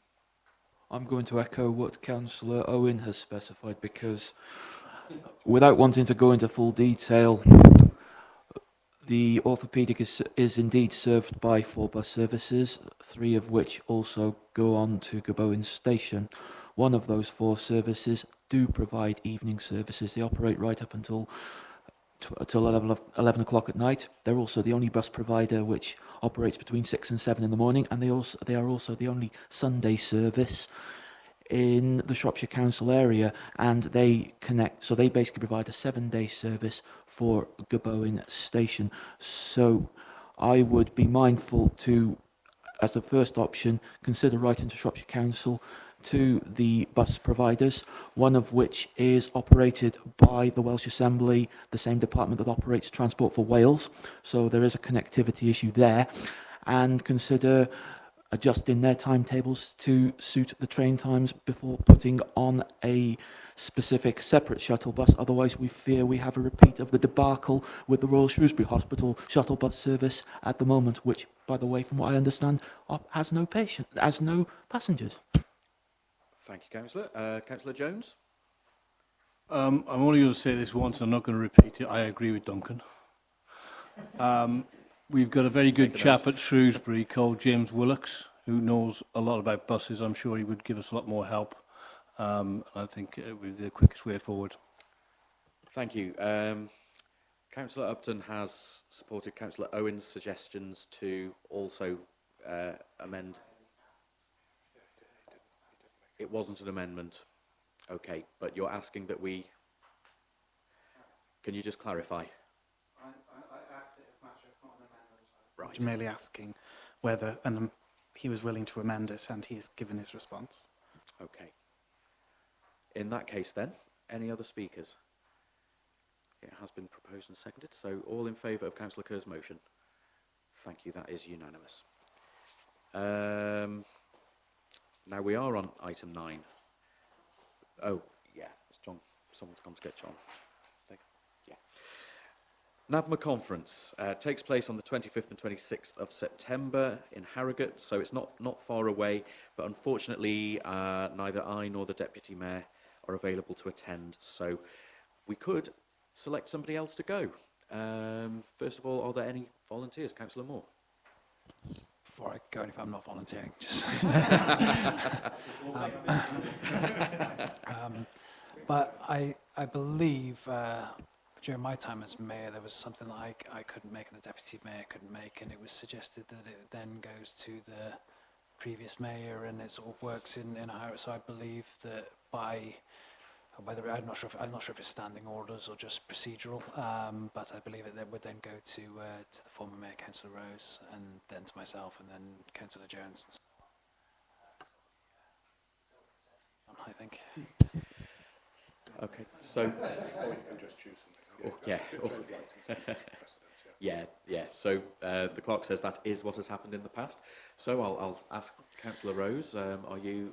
I went last year, thought it was very good and very useful, but I think the suggestion of sending a market trader would be very good, because I think I think they will then be able to pass things on to their peers, and they'll feel, you know, the market liaison group does work quite well, but I just think for them to go and see the presentations and everything that happens there, I think that would be, if they can manage to decide someone between themselves, I think that would be a good option. Thank you, Councillor. So, would anyone else like to speak on that, make an alternative suggestion, or shall we vote on that? Yeah, Councillor Milner seconded. So all in favour? Speak to the market traders and see if they can find a representative. A night from the out with market. Aaron. That's exciting as you put it out there, Mark. Item 10, the policies. To review and adopt the following. Accessibility statement. Recording of council meetings policy. Retention of documents policy. Staff appraisal policy. Risk management strategy. Oh, that's it. I'll bring the clerk in. Is that okay? Well, it's just to note, you know, the importance of reviewing these policies, that we're doing it, they're up to date. Thank Sandra for keeping us on track on that. So register policy, there's still some missing stuff that we need to work on, but just want to note Sandra's work on it. Councillor Jones. Yeah, I was reading through them this afternoon, and I was seeing the recording of council meetings policy. Obviously, we had an incident a while back where someone actually took a video. It's not a very easy place to take a video. It says in the policy there that they should stay in the gallery and record it, which isn't very easy. So I don't think that's a great idea. So, I mean, I in the future would like to see us having proper videoed meetings for everyone to see. To show true transparency, really. So I'm just making that point. Thank you very much. Are you making a proposal to amend the policy to officially record in video, or? I don't think that's in the policy, but I think it's what I was saying. It's difficult for whoever wants to video it, because probably someone will never video it again. But I think to say sit over there is not going to help much. So we need to amend it slightly. But it's not a big point. You're saying we need to amend the policy so that people can move to a place. So if they want a video, let them video it, do it properly, rather than be sitting where Mr. Knight is and viewing the back of Jonathan's head. Okay. Thank you. So, the clerk, would you like to speak? And then So I think the rule is in there to make sure that meetings are carried out in a productive and orderly fashion, and that members feel comfortable. You know, if people are videoing it, you can't have that rule just for videoing. You also then need to let them wander around as they wish as well. I think obviously we can try and make the public area a little bit more comfortable, but in terms of recording, you know, recording down here onto my screen and what have you, I can't allow that. There's some serious data protection issues with stuff like that. But clearly, this is we can be more accommodating and make more space without it feeling intimidating to elected members, which I think some members did find it. But that's it. Yeah, Councillor Wadey, I think your hand was up next. Yeah, I think the issue wasn't necessarily about clear sight for recording. It was more that they were being quite disruptive and distracting towards, so they were therefore disrupting the meeting, which obviously is not great. So I don't think it's an issue of not necessarily where they're sitting, but how they can record and the view that they can record, but making sure that it's done so in a way that means that we're not having to kind of stop and start and be disruptive. So, yeah. Thank you. Councillor Moore. Thank you, Mr. Mayor. No, I agree with Councillor Wadey. The incident she refers to, it was quite distracting. I believe, to be honest, that was probably partly the intent of it, because there was a lot of moving around. So I think it was supposed to be a bit disruptive. So we have to be careful going forward in meetings that we can keep people to an area where it's not going to open us up to that kind of disruption. And secondly, as a point of order, I believe that the discussion requiring meetings, there was a proposal within 6 months, I believe. I think that came forward to council, that it was on the agenda about the visual recordings. So I don't think we can even consider it now anyway. I'd have to check the dates, but off the top of my head, I do believe that would be a breach of protocol. No, I was, just clarifying what Councillor Jones had meant by his comments. Just, no, okay. We have to find a happy medium, don't we, between the public rights, the legal right to record, and then the disruption that can be caused by people moving around. Councillor Owen. I'm just going to go to the accessibility policy and be the mad person who's actually read half of them. And there's non-compliances with an apostrophe S in one of the paragraphs that just needs to be shortened to without an apostrophe. Okay. We'll call the grammar police and thank you. Okay, so yes, it was proposed on block to review and to adopt those reviewed policies. All in favour? Thank you. That was unanimous. Item 11. Shropshire Council correspondence. A, we have Town and Parish Council survey. Letter attached at Appendix N from the leader of the Shropshire Council, inviting us to complete the survey to indicate whether we would be interested in a conversation around providing or contributing towards local services provided in the report. We need to respond ASAP. 16th of September is the deadline. Councillor, my eye alighted to Councillor Owen first, so I shall go to Councillor Owen. I'll remember to press that one day. So I welcome that Shropshire Council has approached us and other parish councils to discuss this topic, although I do share some cynicism of the residents I've spoken to regarding how these conversations should have probably happened months or years ago. I would like to thank the clerk's detailed and thorough report on this item and the guidance it contains. It's a very wide-ranging question. I think a lot of us would have been lost without that report. A common comment from residents is how they feel that they are continually paying more and more to councils while getting fewer and fewer services, with the visible state of our town's roads, open spaces and pathways constantly deteriorating. With all of this in mind, we as a town council need to look at expanding our provision to aid Shropshire and ensure residents can see a difference that they want to see, while also accepting our limitations in finance, staffing, experience, which will prevent us from doing everything we may want to. We need to be ambitious but cautious.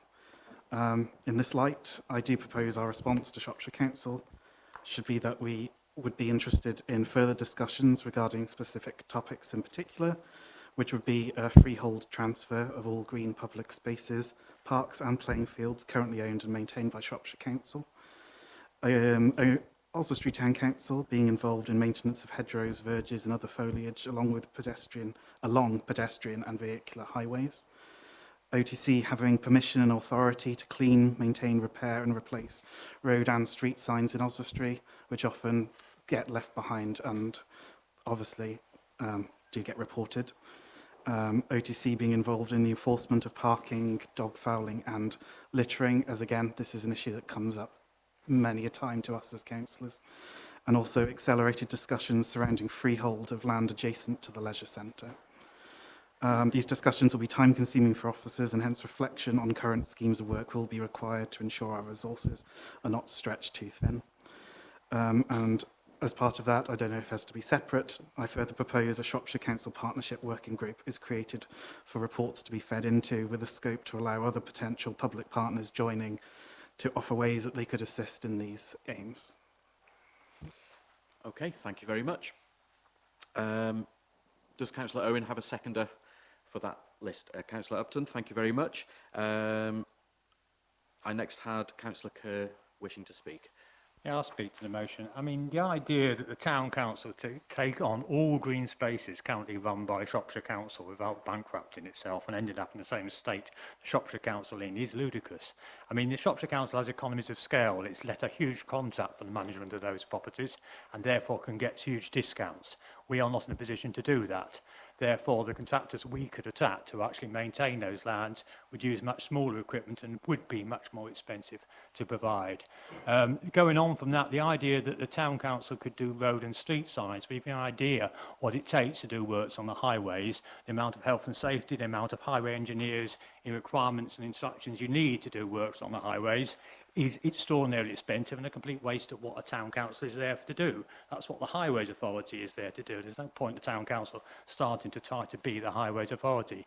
Ditto with parking enforcement. Behind that sits a huge legal machine to ensure that all the orders and all the enforcement action is taken is appropriately channelled. That's why you have solicitors at Shropshire Council to do all that work. We would have to engage the private sector to do all that for town council. It would cost us a lot more money.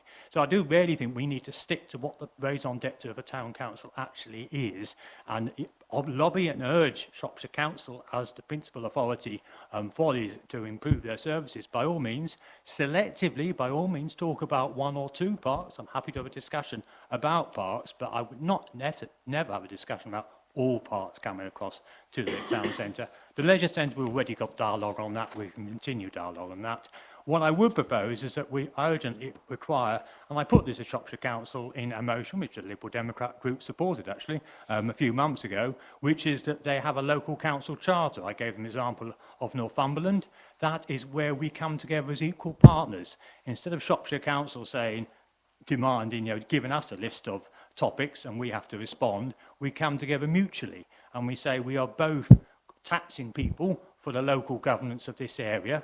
Where can we better administer those services? Where you can give us an agency to do part of it, where that makes more sense, where we can say we can do that for you and we can have an honest dialogue between equal partners, rather than this arrangement, which is that Shropshire Council in a very sort of patronising way says you respond to our survey. So I think it would be a very, very dangerous place for the town council to start a conversation about taking on all those services you mentioned and give a lot of officers a huge amount of work with no reasonable expectation that we could ever afford to take on those services. Because I can tell you what, if Shropshire Council wants to save money on the costs it's currently paying for grounds maintenance on that land, you will not want to take that service on from the town council. And if you want to give the same sort of quality of service that you see in the park, you will be quadrupling probably the precept that is being charged. So you've got to be a bit more prudent and a bit more strategic about your wish and identify which particular land is important to the development of the town rather than going for this all or nothing approach. So I will be opposing the motion, but I'll make an amendment. My trouble is my amendment would negate the motion. So I probably have to be against the motion, but I come back with another motion which is based on having a charter but actually being very clear about specific assets that we are interested in taking on as a town council rather than a long shopping list. Okay, yeah, there's a lot of people want to speak on this, but just to clarify, you've not proposed an amendment, so Councillor Owen's proposal is the one on the table, but next on my list I had Councillor Rose. Just briefly, really, I just wanted to, again, someone has already congratulated Aaron for his thoroughness on this report. The key considerations, I think, take account of a lot of this. I'd rather give the council one of these responses they've asked for, the yes, we're in a position, or yes, we're willing to help. The second one probably that it depends on the resources required, because I think it's good to keep it open. You don't have to do lots of work and say we definitely want to take on all these areas, but we might find if we looked at a certain green area that would work out a hell of a lot cheaper than another green area. So I think it's good to keep it open, but for, he's put early and transparent discussions based on the full data, and that's what we want really. We want to sort of see what they're interested in getting rid of. We definitely want to push forward the ones we've already asked for, which is the area behind the leisure centre, but be open to more as long as they can provide the data and the condition of places, buildings, just, which was very slow coming for the centre. And I think Aaron's got a very thorough way of dealing with that. Thank you. Councillor Moore was next. Thank you, Mr. Mayor. It's an ideal opportunity for myself and you, I think, to raise the ongoing conversation of the skate park, particularly that of Unicorn Road. It's something that both of us have been very passionately pushing for a long time now, including speaking to countless young people within the community. It's a very underdeveloped area. Actually, I skate there very often now with my kid, as he's finally got to a point where he wants to try and kill me on a skateboard, which is fantastic. And the skate park is very, very dangerous. There's so many parts of it now that are actually falling out and missing. Wheels of skateboards just get stuck in the cracks. Kids are flying all over the place. I've picked several kids up there just over the summer holidays myself and dusted them off. So it is getting to a point now where, you know, that facility is just no longer going to exist, I think. So it's something that we're really, really passionate about. So I think this should go straight to the top of the list of things that we want to ask for from Shropshire Council. And I'd like to propose that that we very, very seriously look at whether or not we can do that, and look at redeveloping that entire area using the Smithfield Reserve, as we've been talking about doing for many years now. If, well, either yourself to propose or second, and myself to propose or second, whichever way, but I'll propose it, and you can, if you wish to support, then by all means. But yeah, that's something really, really good to put on the list, isn't it? Well, we've got Councillor Owen's proposal under discussion at the moment, so we'll have to deal with that one first. Councillor Owen, I did have your name next, but I do have Councillor Price and Councillor Coburn who want to speak. Is that okay if they go first? So, Councillor Price. Yeah, well, this seems to go back to the Borough Council days. And we must remind ourselves we are a parish council as a town council, but a parish council.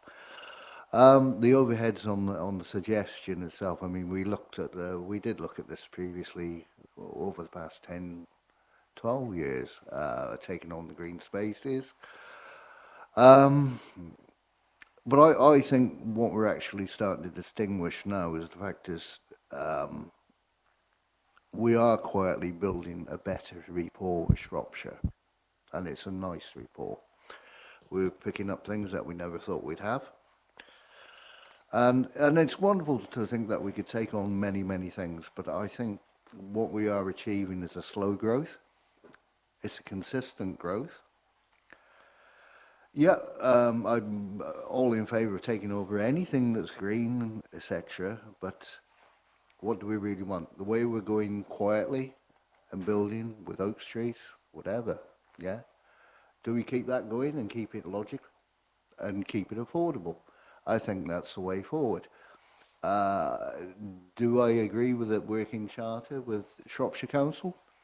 Yeah, I mean, rather pulling apart, why not push together and work as a team? I think that's the answer.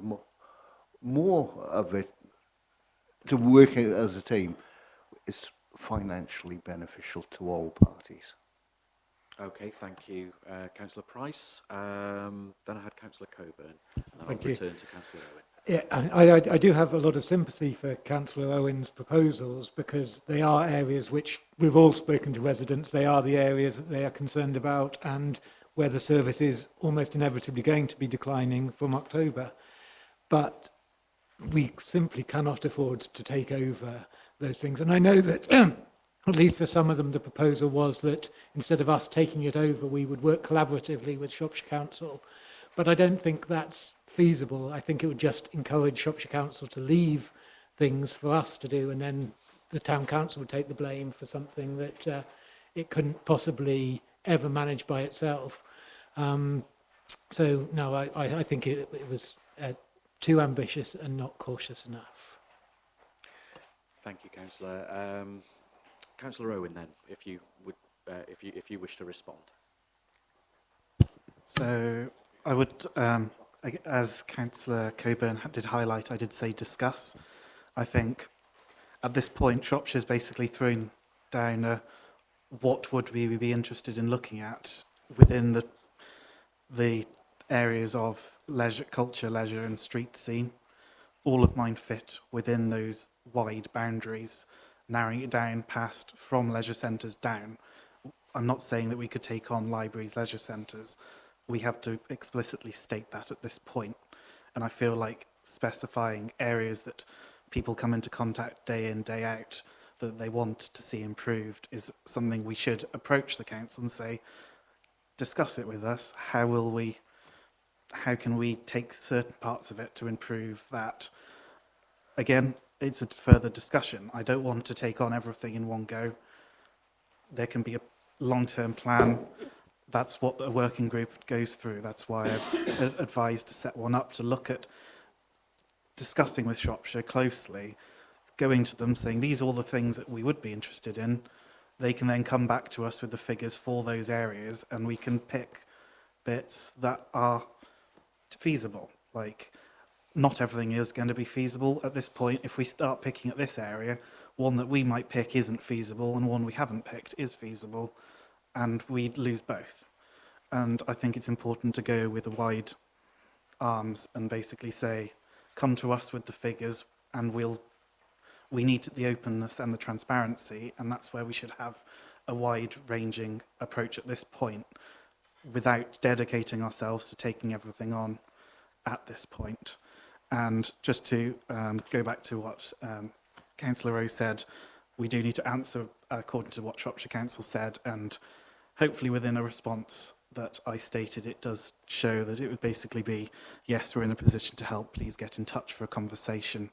We are inviting them into that conversation as part of my motion, and I hope that councillors do at least see that my motion isn't just let's buy everything in the town and bankrupt ourselves. It is just go out there and find out what comes back. Okay, thank you very much.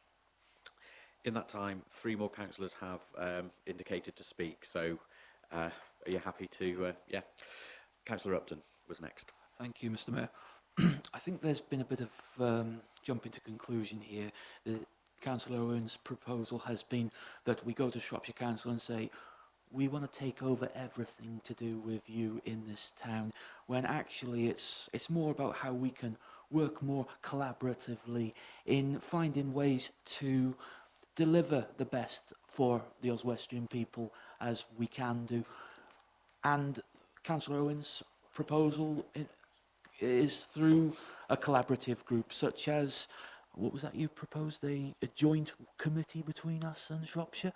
Yeah, a working group, which pretty much does something similar to what Future Oswestry does, you know, working collaboratively. So it's not about taking everything over at all. It's about what's the best way possible. And I know full well that the first thing Shropshire Council would say is, right, you've got this proposal. What exactly do you want to take over? So these are merely suggestions for pondering. So please bear that in mind.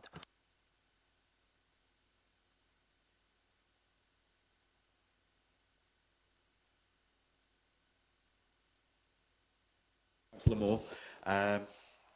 Yeah, and then we'll sort of sum up where we are, kind of. I do think somewhere along the line everything seems to have got a bit mismatched here, but I'm just going to make the slight point that everything that's been said by Councillor Kerr and by James all makes sense, apart from the fact. My only concern is, obviously, the residents are paying council tax for Shropshire Council to do a job they either are doing or should be doing. By us taking on so much, all we're going to be doing, I think has been said, so please correct me if it has, please say if it has been said already. If we take this much on, we're going to have to put the precept up. Shropshire Council will still put their council tax up. We will be putting ours up, and it's just going to cost the taxpayer even more money by us taking over all the responsibilities that Shropshire Council should be taking over. Should be doing, sorry. What we should be doing is getting Shropshire Council to do what they should be doing in the first place, which is where we liaise better. That's what should be. That's what I think the proposal is in the first place. We should be dialoguing with Shropshire Council to get them to do what they should be doing, if you know what I mean. So I'm just trying to. Everything's got a bit mismatched. I'm trying to make it make sense, but it's very difficult when there's two things going on in the room the way they are. Okay. Yep. Yeah, get that. Thank you. Councillor Moore. Thank you, Mr. Mayor. I think that the sensible thing with this is we're getting so far ahead of ourselves when we don't know what a lot of these numbers are. You know, it's impossible for us to, you know, I've never dealt with cleaning all the roadside signs in town or trimming every hedge in town or anything. I have no idea what the costs are, anything from 10,000 to 10 million. I have no clue whatsoever. And until those numbers are brought in here, I can't make any kind of reasonable decision as a councillor as to whether or not that's something that we should be looking. I mean, we really need to weigh up what the disruption of certain things, so overgrown hedges and dangers of, poorly visible road signs, things that we all know about as councillors that we get reported to us. We have that information already because we have dialogue with the community. What we don't have is the cost. So we need to have the cost of all of these different aspects. And I think that's what James is trying to get at, is that we need to have that information there. Then I, as a councillor, can go, well, I've spoken to X number of people about X, Y, and Z, and this is what it's going to cost. And then we as a council can have that discussion and weigh up whether the services that we're going to take on versus the potential damage and harm to the community of these things continuing to fall is falling on what side of the scale. And Councillor Kerr said that he won't entertain a discussion, and that's not. You said that's exactly your words. You said I will not entertain a discussion. Hang on, But I think that's it's exactly the wrong way to look at it. So we absolutely have to have this discussion because it's such uncharted territory that other councillors here might have all the answers and know, but I certainly don't. I just don't know what to do without that. So I think that bringing this information forward is the prudent thing, and it's not our officers that will need to do that work. Surely that's going to be Shropshire Council's officers, isn't it, who need to provide those numbers to us. It's not fair for our clerk to I don't even know if you have any idea where to start with Shropshire Council's. I think it'd be they want us to take these services on, so don't we need to go to them and say, provide us with that information? Yeah, I mean, this is getting really, really complicated now. There might be a way forward to, encompass what everyone's trying to achieve, which is to sort of indicate an interest in Answer the survey. Answer the survey. Specify Councillor Owen's areas of interest. Also, make clear that it depends on the resources required before that conversation takes place. But I think Councillor Kerr's point about the charter, about the combined working, needs to be in there as well. This motion seems to have moved all over the place, but I want to make an amendment, because it's the only way we can actually move forward. Okay. Just before I do, though, the idea, what Shropshire Council can give you is they can give you a line in their grounds maintenance contract that's set against the sites in Oswestry. That would tell you the cost to Shropshire Council. That isn't the cost to the Oswestry Town Council, because that's the cost you can get when you let a contract for Shropshire to manage a piece of land in Oswestry. When you let a contract to just manage the land in Oswestry, it would be significantly higher. That's my experience of managing these grounds maintenance contracts across many councils. So you won't get the answer from that. Furthermore, of course, two people apply. So all the staff who are doing it will have to come across. And so you're not starting from a blank piece of paper with these are the costs we could get from the market. You're starting with taking over all the staff who come across from the contractor to you and managing all that impact. And that's a huge sum of work in itself. Then you've got to do due diligence. I mean, if Shropshire Council gives you a figure, you're just going to accept that, or you're going to look behind as to where that figure's come from and how robust it is and how it compares. And then that's just to manage it on the basis that we don't like. That's just to continue to do what we don't think we need to do. So you have to then have a cost which has to be driven from here as to what standard of maintenance you actually want on all these sites. Because that's what the cost you're asking for. Because you're not asking to do what they've done, because you might as well leave them to do what they've done. You're asking to do something significantly better. And then this whole business about the differential. We are a parish council, i.e. there's only 17,000 people living in Oswestry. Some of these assets are quite used by people all around. Shropshire Council gets the benefit of all their council tax. We don't. We just get the benefit of people in Oswestry. So people in Morda, people in Bowen won't be paying for the skateboard park that you want to provide and all these other things. It would just be paid for by the people in Oswestry. And over a course of time, that could be quite a significant impact on the town.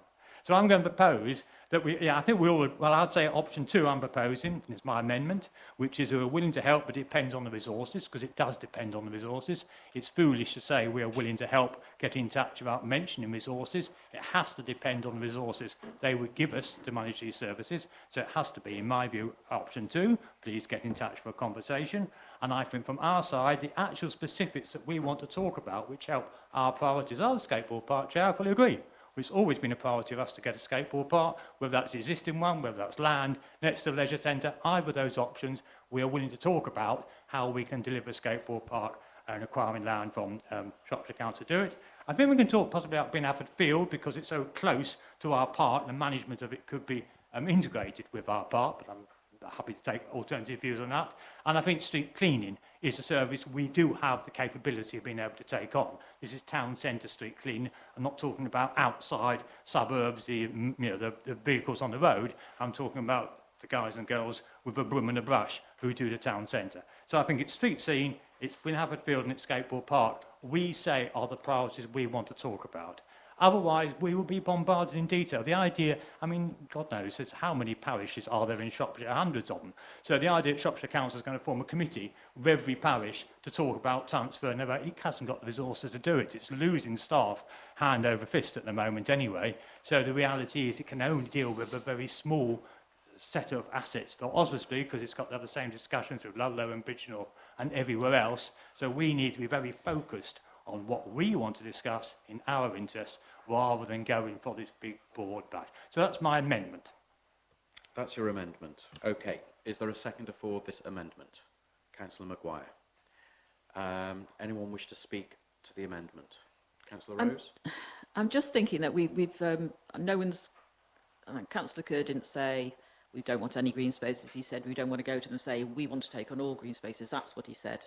I'm thinking of we're missing out things like libraries. We haven't asked the public what would be most important to them. We may have done in our rounds and we've all come up with different ideas, but I think as part of this, we would, if, for example, we might find that everyone's unhappy about losing the library because they don't even know that's a potential risk. And that is something that many parishes have actually managed to get their libraries to run with volunteer community groups. So it is a potentially something that's easier than it looks. So I certainly wouldn't want that discounted as in a list. So it would be good to keep it open and to include at least that and to find some way of checking what people think as well.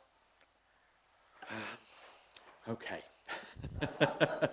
So I think it's probably we were chipping in because I've sat here quietly, nervously a little bit as well, in terms of all of this, because there are clearly massive implications from for a council, and I've set these out in the report. The one thing that we do really need to factor into our thinking is the legal aspects of some of this stuff, and whether actually some of this can be delegated down to town and parish councils, because on highways we have very limited powers.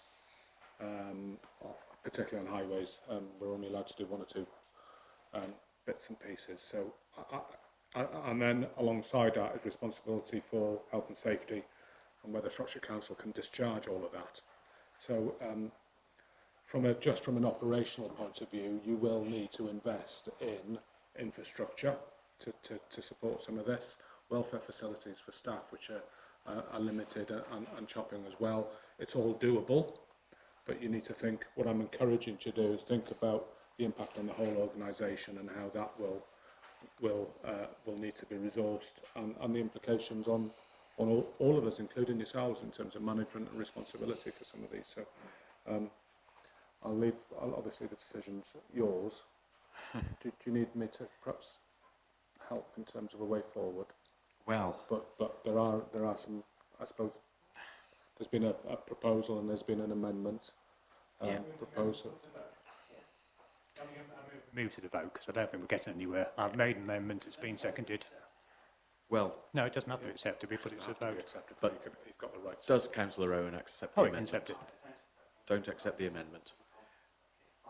Well, Councillor Kerr has moved an amendment. You can either accept it or not accept it, but the amendment would be voted on first. To become the substantive motion or not? Am I not given the right to respond to the amendment? You're obviously given the right to speak, but absolutely. As the original motion. So I would just like to say I take on board what Councillor Kerr has said. I do argue that he did bring forward that facilities are used outside of Oswestry. That's true of everything that we currently own as well. So he's basically argued, why should we be investing in Kyglass Park when other people use it, when they're not paying our council tax as well? I just disagree with that argument that if we take on more services and other people use them, that's a reason not to take on those services to start with. But it obviously also brings people into the town if you've got these, and you're encouraging more money into the town by improving these services, making Oswestry more likely to want to be in. And I will wrap it up quickly. And then basically, due to these things, I don't think that's a reason not to vote for this motion. It does encompass everything that has been asked for as part of a working group, not a partnership, not a chair, a group which the town council runs that just gets feedback from officers who've had these discussions that Shropshire Council are willing to have with officers on what we can do.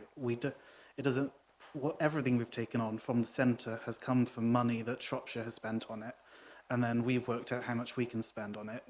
We've still needed those discussions first before deciding whether we have the resources to make them.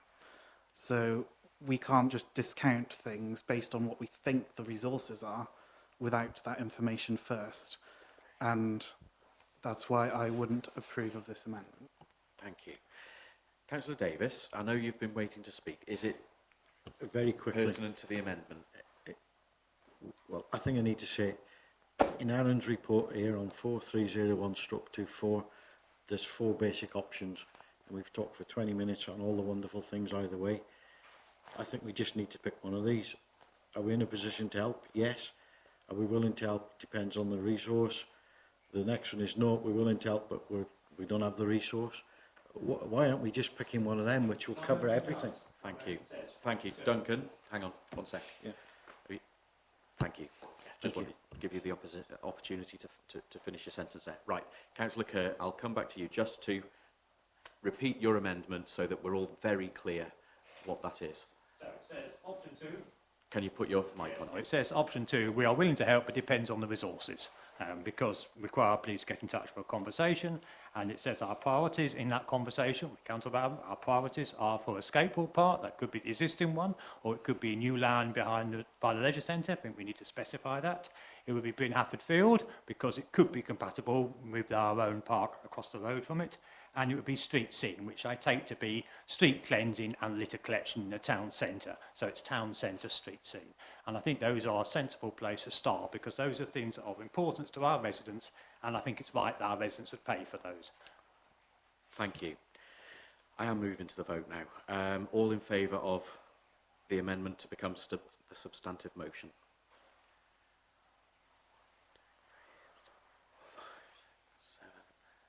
All against? 2.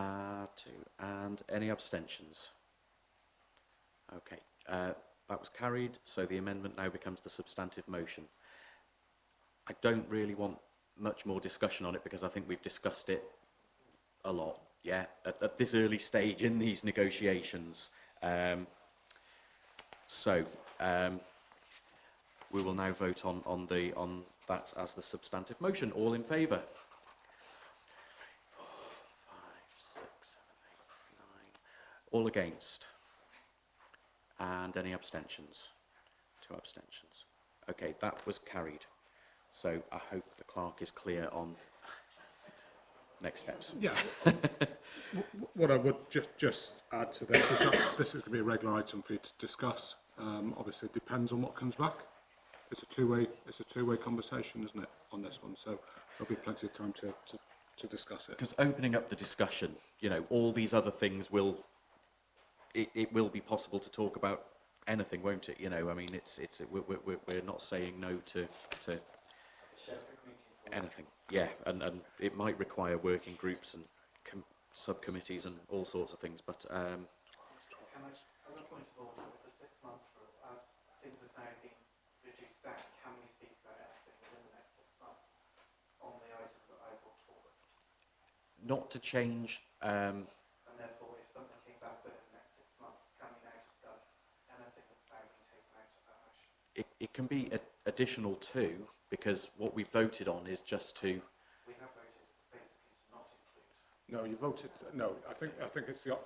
I would view it as the opposite. Is that you've voted that these are the priorities, not. We've not voted that we can't discuss the things that you put forward. All we did was we did not vote on your. We didn't actually vote on your motion in the end. We voted on the amendment to it to become the substantive motion. So, because no decision was taken on those items, I think if a discussion was, if they come back after our submission and say, yep, let's talk about this, this and this, we'd love you to have open spaces, I think we could still talk about open spaces. It's... Yeah, what might be difficult is if you want to bring a notice of motion and said, I want these on there. I think that might prove to be a little bit... I just wanted that clarification. Yeah, but, yeah. I don't think so. I don't think so. Yeah. Ooh. How many of us are there? You need 12 to suspend standing orders without notice. There is 12, including me. Oh. There are 12. Right. Councillor Upton, speak. I move we suspend standing orders to continue the meeting past 2100 hours. Thank you. Do I have a seconder? Councillor Kerr. All in favour? Any against? Any abstentions? Okay, right. 11B is the place plan. Shropshire Council has been carrying out a full review of the Shropshire Place plans during the last 12 months. The outcomes were formally adopted by Cabinet on the 13th of March. The table at Appendix O shows nominations made for Oswestry Town Council. I'll just bring the clerk in. Yeah, I'm just wondering, because of the extensive discussion that we've had and the length of time and everything else that we've got on, this isn't time critical. It is a very important issue. Is that I stick it back on a future agenda, either planning or, but obviously that's for members to determine. I'll propose that then. Seconded. All in favour? Sorry, Sandra. Put it on the future agenda. Thank you. Not necessarily next week's. No. Is that okay? Yeah. Okay. Okay. Future planning meeting. So, 11C Shropshire Bus Service Improvement Plan 2024. The plan is attached to Appendix P. 88 pages. Bring in the clerk.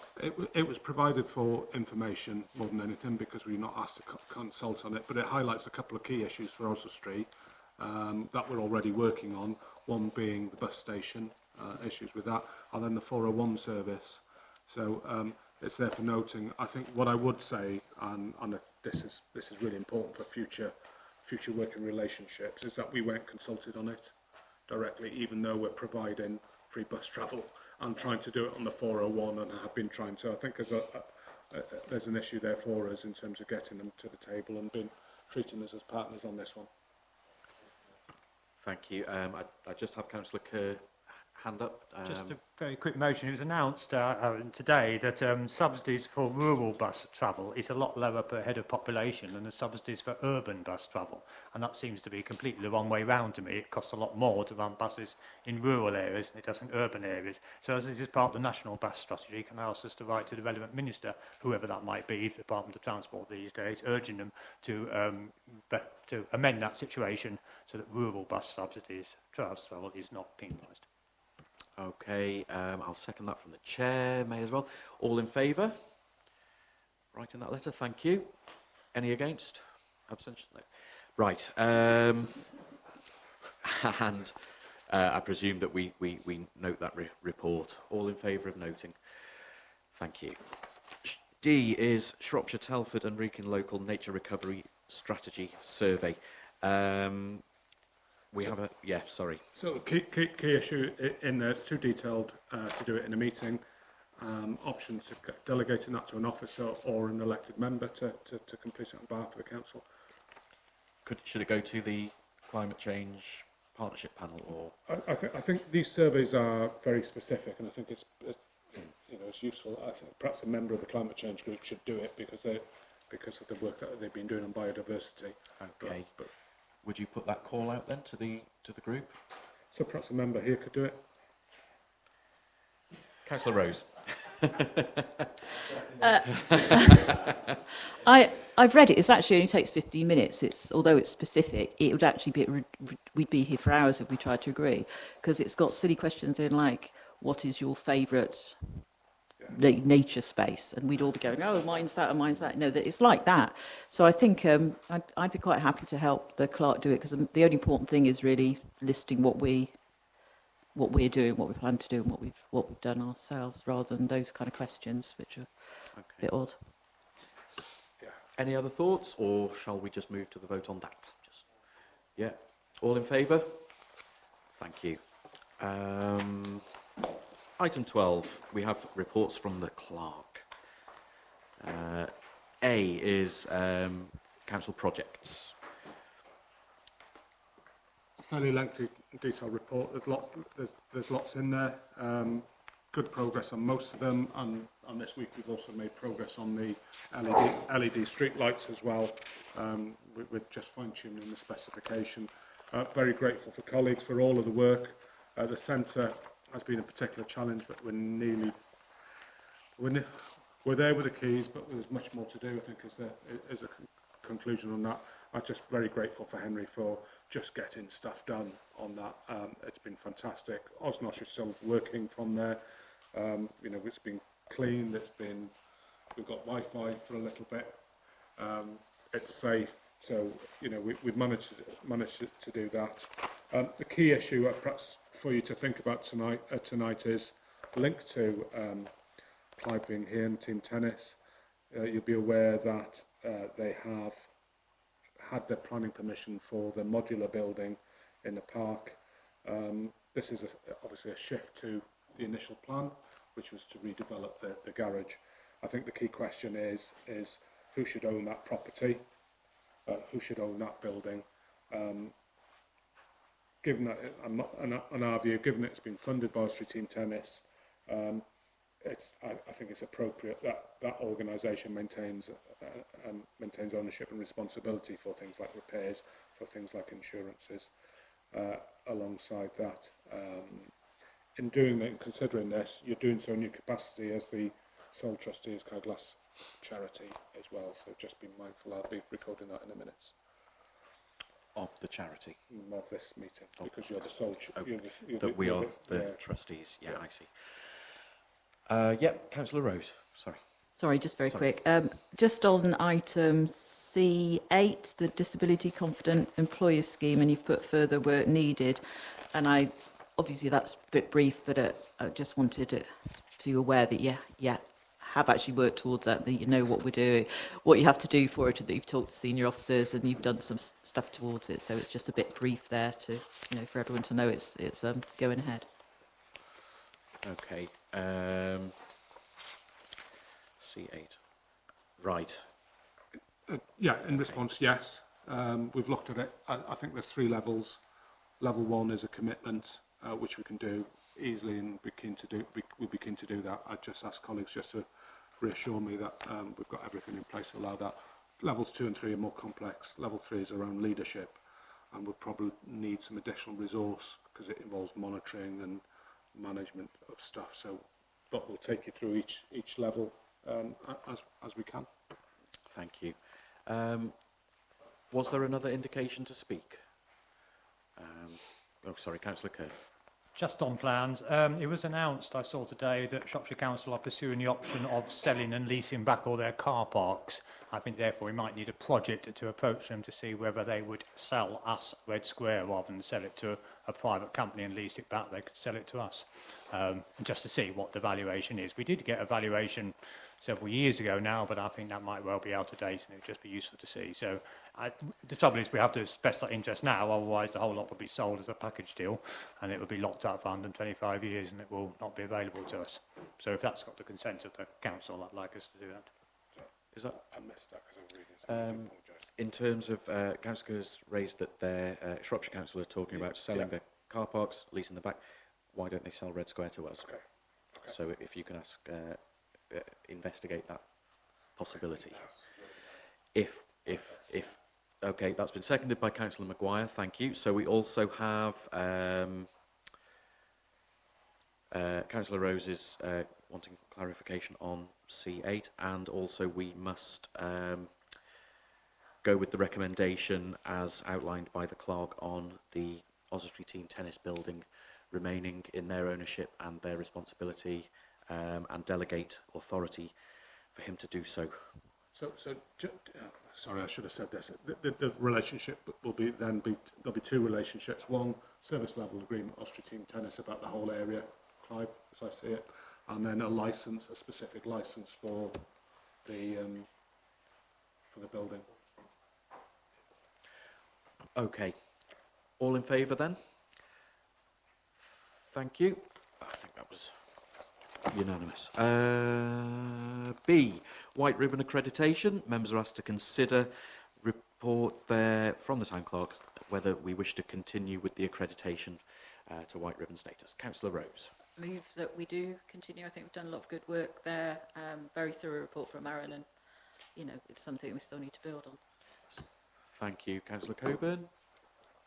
Yeah, I mean, I also think that we should renew it, but I do have some concerns that when we initially were going for White Ribbon status, there was a lot of activity and we were getting involved in doing stuff.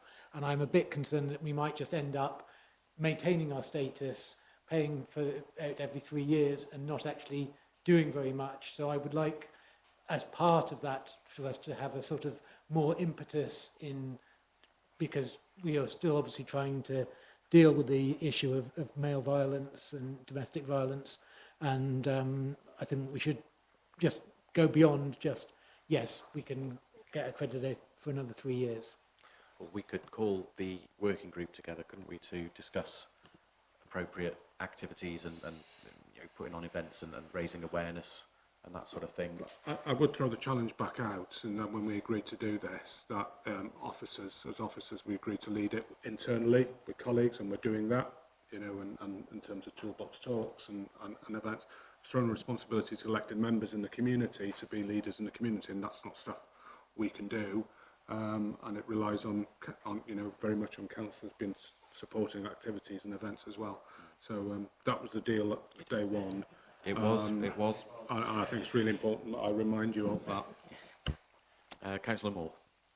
Thank you, Mr. Mayor. Good opportunity, actually. Funnily enough, I had a meeting today with a women's charity and was talking at length about our commitment with White Ribbon, and I've got something to bring forward to council. We're hoping where the charity that's to do with Miss Universe will hopefully be able to work directly with some White Ribbon stuff, so it could be quite exciting.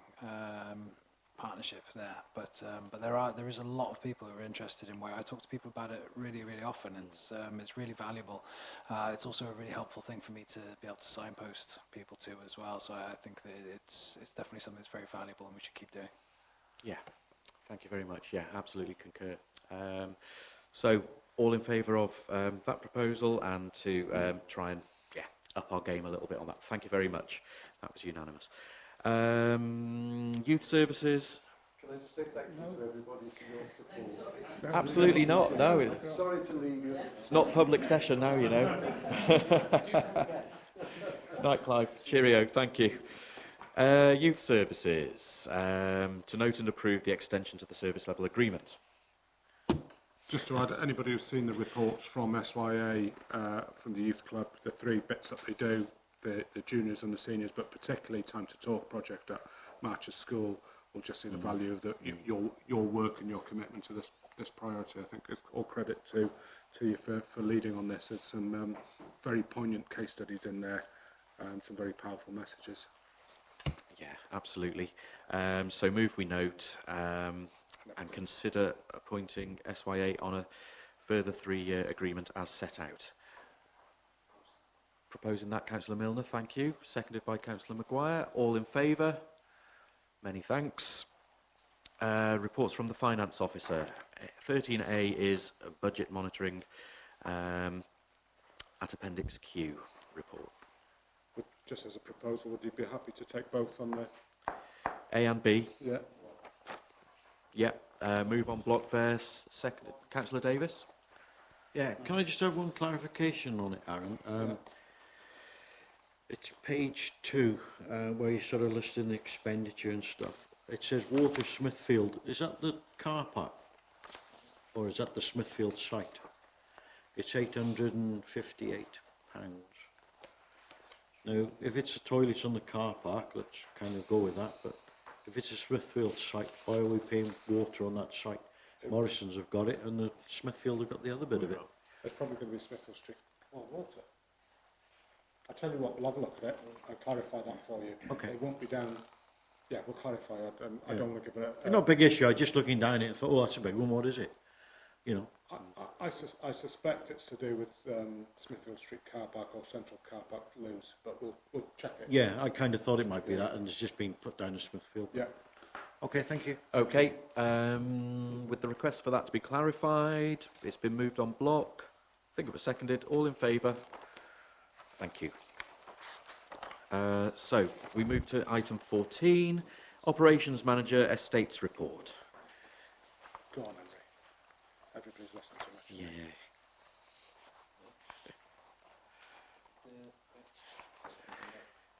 Yeah. Again, a lot of work in this report, but some important decisions to actually make. So, sorry, That's I'll fine. hand over to you, Henry. Yeah, we'll take them more individually, if that's okay. Yeah. So first of all is car park signage. What we're asking is for members to consider changing the look of the signs in and around 3 car parks. There are some signs that have got tape over them to hide the wrong information, and they are looking out of date with some of the references on the sign. For example, D. Preston as a town clerk being one of them. Within the report, Lois, who's our comms and marketing officer, has put together a redesign of the car park signs to become more in line with other car parks around the county and also around the country as well. The costings of the tariff signs only are within the report of just shy of 1,400 plus VAT. What this will do is that it will give the council the opportunity to reduce the size of the tariff signs to enable a notice board to be placed alongside the tariff signs as well, so information boards and that sort of thing. So keeping the 2 separate, so being specific car park rules and tariffs, and then general information around about the town, etc. So, yeah. Oh, sorry, Councillor Davis. Yeah, I fully support that. My only comment would be, can you have it proofread a couple of times? Because if we have new signs and there's a spelling mistake or something not right, it'd be very embarrassing. Well, and it's so easy to do. Yeah. I've seen several L's missing from the word public lately. You're a teacher. Yeah. No. Yeah. I won't go into it. Councillor Moore. Thank you. Is this an opportunity for the council to consider potentially having digital signage that can just be updated? I know it'll have an additional cost to it, but it's something that then won't ever need to be, as far as updating, as far as spelling errors, as far as adding things that are happening to the town. It's something that we've talked about a lot. It's come up in council, digital marketing boards and things like that have come in front of council a lot. If we're going to be changing the signage in the centre of our car parks, which is arguably one of the few things that we have that certainly gets a lot of eyes on it on a daily basis. Is it worth us looking at doing this properly and future-proofing it with something more digital? And I will propose it, and we can discuss it. So, and people can have their say, can't they? Okay, we have a proposal then to look at the option of digital signage alongside our tariff board. Well, to incorporate the tariff boards, I presume, for potential changes to the tariffs. Is that seconded? seconded by Councillor Owen. And Councillor Davis, you indicated. Yeah, I think having a digital board alongside it, if the supply's there, is useful, like the notice board, because you could advertise town events and that.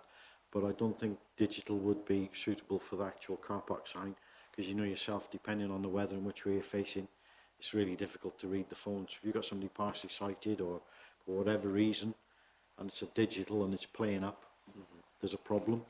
But having some sort of notice board at the side of it where you can say, right, tiny events, next week we've got this on and that. Everybody that's going to the sign to buy a ticket is looking at what's on, so I think it's good advertising. Also. Yeah, I've got Councillor Upton, then I'll come to you, Councillor Kerr. I agree with what Councillor Davis says, but I'd also like to add, in the event of a power cut, and if it's a power cut that's taking ages to come on, you've basically got a car park with no signage, which is a bit of a problem. Yeah. Oh, yes, true. Councillor Kerr? Yeah, I mean, digital displays are the size that we would need to make them visible, and you have to have them of that visibility to incur the charges, would be quite expensive. And I'm probably not the best place to put a digital, if you want a digital display board, I think you really want it at the Bailey End or somewhere where you're going to get a better crowd rather than in the middle of a car park. I also think that if it was damaged, if there was any interruption, you've then got no ability to enforce any charges at all. Whereas it's very difficult to completely deface a signed board. Nobody's ever done it in the time that I've been here. They scribble a bit on it, but it's still valid legally. It would be quite easy to take down a digital board if that was the only way of displaying the information that you need to display in order to be able to charge and incur penalty charges. So I just trying to think the officer time we've got a real problem with, and we're trying to reduce the demand on officers now to have to go and investigate digital display boards and the cost thereof for every car park. I just think is unnecessary use of officer time. I think we should ought to proceed with this. I've got another recommendation about it, but I'll come back to that after we've dealt with this motion. Thank you. I did have Councillor Maguire, so you're next. I was just going to say, I agree with the idea of a digitalised posters, if you like, in the car parks. You know, it could be done, as Councillor Davis said, to advertise what's going on in Oswestry. At the same time, you could also have advertising space on there that could also pay towards the running costs and the possible implications it is to the council. You know, so you could flick between the two, if you know what I mean. So it's a way of perhaps losing some of the cost. Right. That it would Yeah. incur. Okay. Yeah. Thank you. I'll come back to Councillor Moore, and then, yeah, we'll vote on this. Yeah. Off you go. Yeah, I don't know if Councillor Davis was suggesting his thoughts as an amendment, but I think it's a very sensible one. So if you are, I'd accept it. So keeping the tariff board as a traditional tariff board, and then looking at the notice board side as being digital. I think things to consider. I mean, as far as officer time, I appreciate obviously it'll take officer time to actually find a digital board. But as far as then updating them, it's a press of a button. You know, we can do it all wirelessly. So it's not having to get officers to walk from car park to car park to car park every single time there's a new poster coming out. We don't have to print more posters, so it's greener, which is better, isn't it? So we're not using supplies in that side. So, and it just looks smarter. We can constantly update it. So, yeah, I think it's, yeah. Tariff boards, as in the report, Yep. and that kind of thing, reducing in the size, Yep. potentially adding notice boards, but looking at having a report about making the notice boards digital, as you know, has been suggested several times over the last few years that we have digital advertising and signage somewhere in the town for events, etc. Are you happy to second that amended proposal? Yes. Right. I'd like to make an amendment to the proposal that we just go ahead with this standard boards we don't have. We consider whether we have digital boards as an entirely separate item, and we consider the location of them. My amendment is that we just have these boards as proposed. Councillor Moore did accept Councillor Davis's amendment. Can you propose an amendment?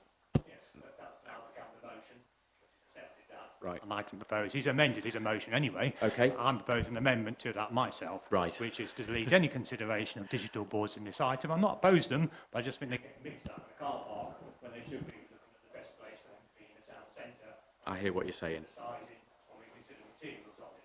We just go ahead and replace it as the officers have recommended to us. As a point of order, that would be Councillor Moore's motion. Councillor Moore's motion is to introduce digital boards and then being amended to be advertising boards. Councillor Kerr's motion does negate that. No, it doesn't, because it was an additional tool. He made that very clear that he wanted these boards and digital boards. Therefore, to remove a digital board doesn't negate it, it amends it because it keeps part of the motion, which is to have these boards.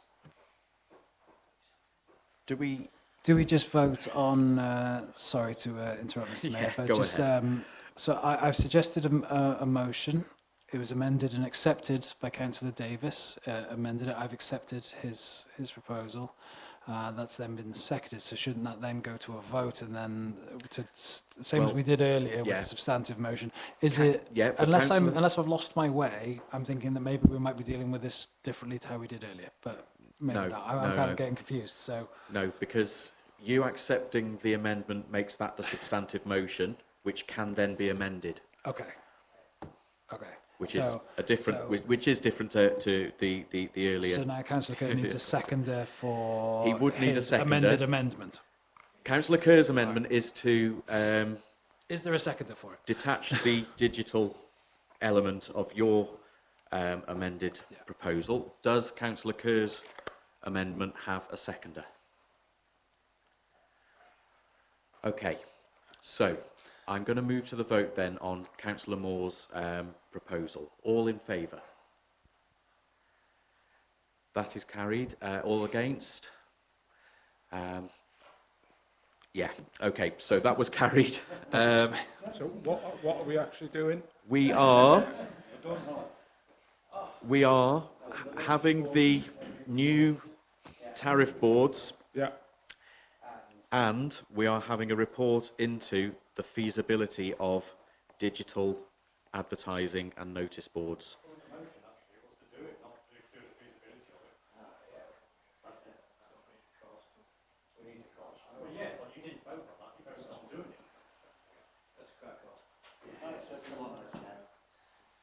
Right. Well, we haven't got... Hang on.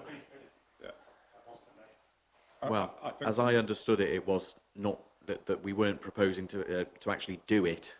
It was to come back with a report. That's what I said at one point. Councillor Moore. We can obviously check back at the recording. I think, but what I said is something that's been brought forward to council on many times. I'm fairly sure, I can't remember exactly what my wording was, but I'm fairly sure I said, that this is something that we've been trying to do for a long time and we should look into doing it. I don't think that the council's necessarily voted. What if it comes away that it's, it's £100,000 per screen and we just, that's not what we're saying. Let's be logical on it. I think, well, councillor, I don't think you need to talk over me whilst I'm in the middle of talking. Thank you. Subject to clarification from the recording. You can't go back retrospectively. No, I think there's a lesson for us all. Hang on. I want to listen to the clerk. So I think there's a lesson for us all in here about trying to be specific, and obviously it's getting on for 9:30, a long day, and we're all tired and still probably got an hour's worth of business ahead of us. So I think your ruling is absolute on this, I'm afraid. My ruling is absolute. Yeah. Well, in my mind, and at one point I said to bring back a report into the digital boards. That was what I meant when I went to the vote. So it was a report.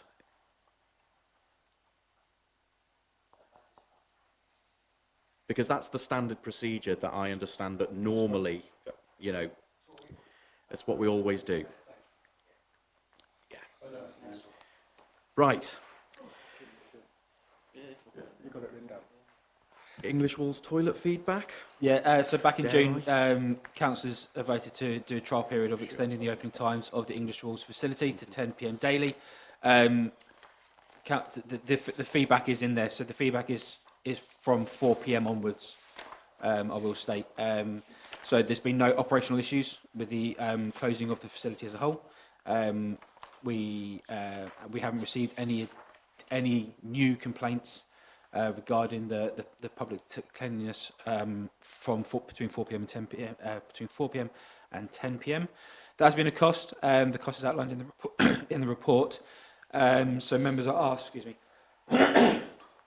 Members are asked of what they want to do next. Continue with the facility being closed at 10 p.m. Revert back to it being closed at 4 p.m. or have the whole facility open until 10 p.m. on set days, for example, weekends, events, etc. Thank you. Councillor Rose. So the £423 is the extra cost of keeping it open from 4 to 10 p.m. for 11 weeks. So for a year, it's about 5 times that amount then. So 20,000. Sorry, so 2,000. 2,000. About 2,000-ish. So just to clarify what it would cost. And is that just to get someone to close it? Yeah. Councillor Davis. Yeah, have we got any numbers, Henry, on how many people are using the, the disability one, with the lift and everything? Have we got any numbers on that? The change in places. I haven't got them today. I can always get them for future. Yeah.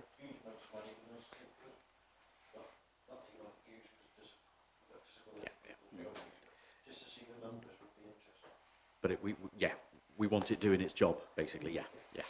Yeah. Councillor Coburn. I mean, I don't think £5.50 a day is an excessive rate for the convenience of people being allowed to use the toilets for an extra 6 hours. I think it encourages people to stay into Oswestry in the evening, and I think it's a reasonable cost to pay, and I would say we should continue. Thank you very much. Councillor Wadey. I also think we can't say, look at us being really inclusive, we've got a changing table, but we're not being inclusive because you can't use it after this time. So I feel like we should continue opening it later. Okay, yeah, seems to be generally positive noises. So all in favour? Thank you. The Cross Fountain. Making the note. So just an update really of where we're at with the Cross Fountain restoration. They have advised in the final phase of manufacturing and will be entering the planning phase for the reinstatement on site, and they've indicated that this will be starting in October. Appendix B within the report shows the detail and intricate craftsmanship that's gone into trying to get it as close as possible to what it used to look like. Absolutely stunning. Can't wait to see this. I'm in two minds as to whether to do like a press release showing some of these pictures to sort of tantalise people, or to keep it as a complete surprise and have a grand unveiling. But I don't know. But Councillor Maguire. I think it's fantastic once this goes back on. Obviously, not forgetting the seriousness of the accident that this gentleman undertook. It could have cost him his life at the end of the day. But this has thankfully been able to be replaced. Obviously, it's got huge public interest, and maybe some sort of press release on where we're at the stage at the moment, because there was a lot of questions asked continuously. So some sort of press release, perhaps. What's been entailed to fix it? Yeah. An update on what's had to be done to get it to where it is now, so the public are aware. Okay, so Henry. And there is an update within the newsletter that's coming out imminently. Brilliant. That's fab. I've got Councillor Wadey, then I'll come to you, Councillor Jones. I was just going to echo that. Yeah, I think we need some kind of a potential social media, because it is Ask Oswestry is rife with questions about it and lots of discussions. So I think people would be pleased with that. Not daily, but yeah. Councillor Jones. As Councillor Maguire said, we need a good unveiling. Obviously, we need it dedicated. It's a Christian symbol, the cross. My father preached on the cross for many years and sang. I did avoid him a couple of times, I must admit. And I know Peter Bellingham from the Well Church is very keen to be involved, because they use it as a rallying point for the church, and we want to remain a Christian society.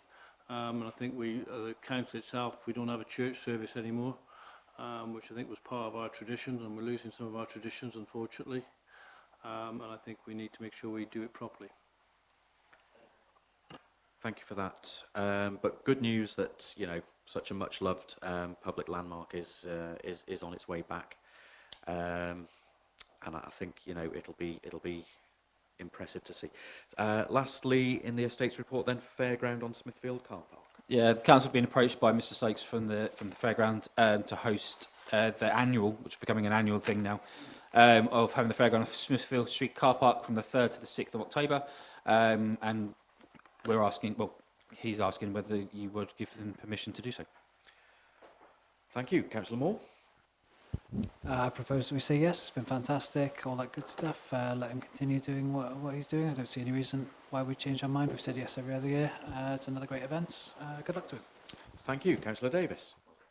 Yeah, I'd like to second that. I think it's good for the children. Brings a lot of benefit into town, really, because they're buying other things and take out food and all the junk they have. So it's a win-win, really. That's right. Councillor Rose? Sorry, I'm a bit slow on this. The cross, I mean, the market cross, which it is. Sorry, it was sometimes a cross and sometimes a cross-shaped building, and it wasn't a Christian thing at all. It's supposed to be a place. But the monument itself has a cross, but it is the market cross, and that's what they were for. They were to signify a market was taking place, and it was where business happens. No, crosses aren't always symbolic of religion, but the statue itself is sculpted in that shape, which I believe historically was Christian, but not something that we need to argue about this evening. Item 15. Sorry. Yes, decision on the fairground on Smithfield car park. Sorry. Yes. Thank you. You'll make a great mayor. Reports from the project development officer. We just need to go to A. Cube, 401 transport provision and bus shelter infrastructure. So the report is just there to give you, I think it highlights, I know Councillor Bennett was talking about the need to invest, but these things are expensive. They're taking a lot of time to get in, but we're really pleased, and I think really looking forward to seeing the one in Blackgate Street in place, because that's been a long-term problem. Ability to brand them is good. And then clearly there's the update on the 401. You've agreed to extend the free bus transport, hopefully happening in October. So positive news. And thank you. Hang on. Got Councillor Upton, hand up. Move we note action where necessary and give thanks to the Cube for stepping up and rescuing us. Pardon the bus pun. Thank you. I'll second that. All in favour? Sorry, did you wish to speak, Councillor? Sorry. With reference to what was said to us earlier, I think when we're replacing the bus stations which are already there, it's the first stage. I think before we then provide any new ones, we would need to do a review across the whole town as to where they are needed. We've had a very passionate advocate for a particular bus. I'm not saying it's wrong, but I'm just saying before we just, the loudest voice gets the first bus shelter, we need to look right across the town and see where they're most needed, talk to the agencies concerned, and bring a report back. And it may well be I have no idea, it may well be that's the preferred location, but I'm asking as a resolution that we do that strategic work to look right across the town and bring that back here, so we've got a pecking order of where any new bus stops are going to be provided. Because where there's a stop but no shelter. Yeah, exactly. I don't. Yeah. I second that proposal. Thank you, Councillor Owen. It was part of the gentleman's thing as well about accessible timetabling, whether that could just be looked into to provide not like don't change the actual timetable, but just provide timetables that. I appreciate you want to do that. It's purely down to Shropshire Council. I've no influence, Councillor Owen, on that. It's due to the operator's responsibility because they're operating the line and you get caught between them. I'm happy to give the feedback if that's okay. I just don't want to get involved in printing them off and delivering. Okay, guys. So, proposal to map out before we do anything about new bus shelters, map them out, list of priorities where they should go in the town. That was seconded. All in favour? Thank you. Okay, move that in accordance with the Public Bodies Act 1960, we exclude the public and press. All in favour? Thank you. Any against? Yeah. The big one is the cinema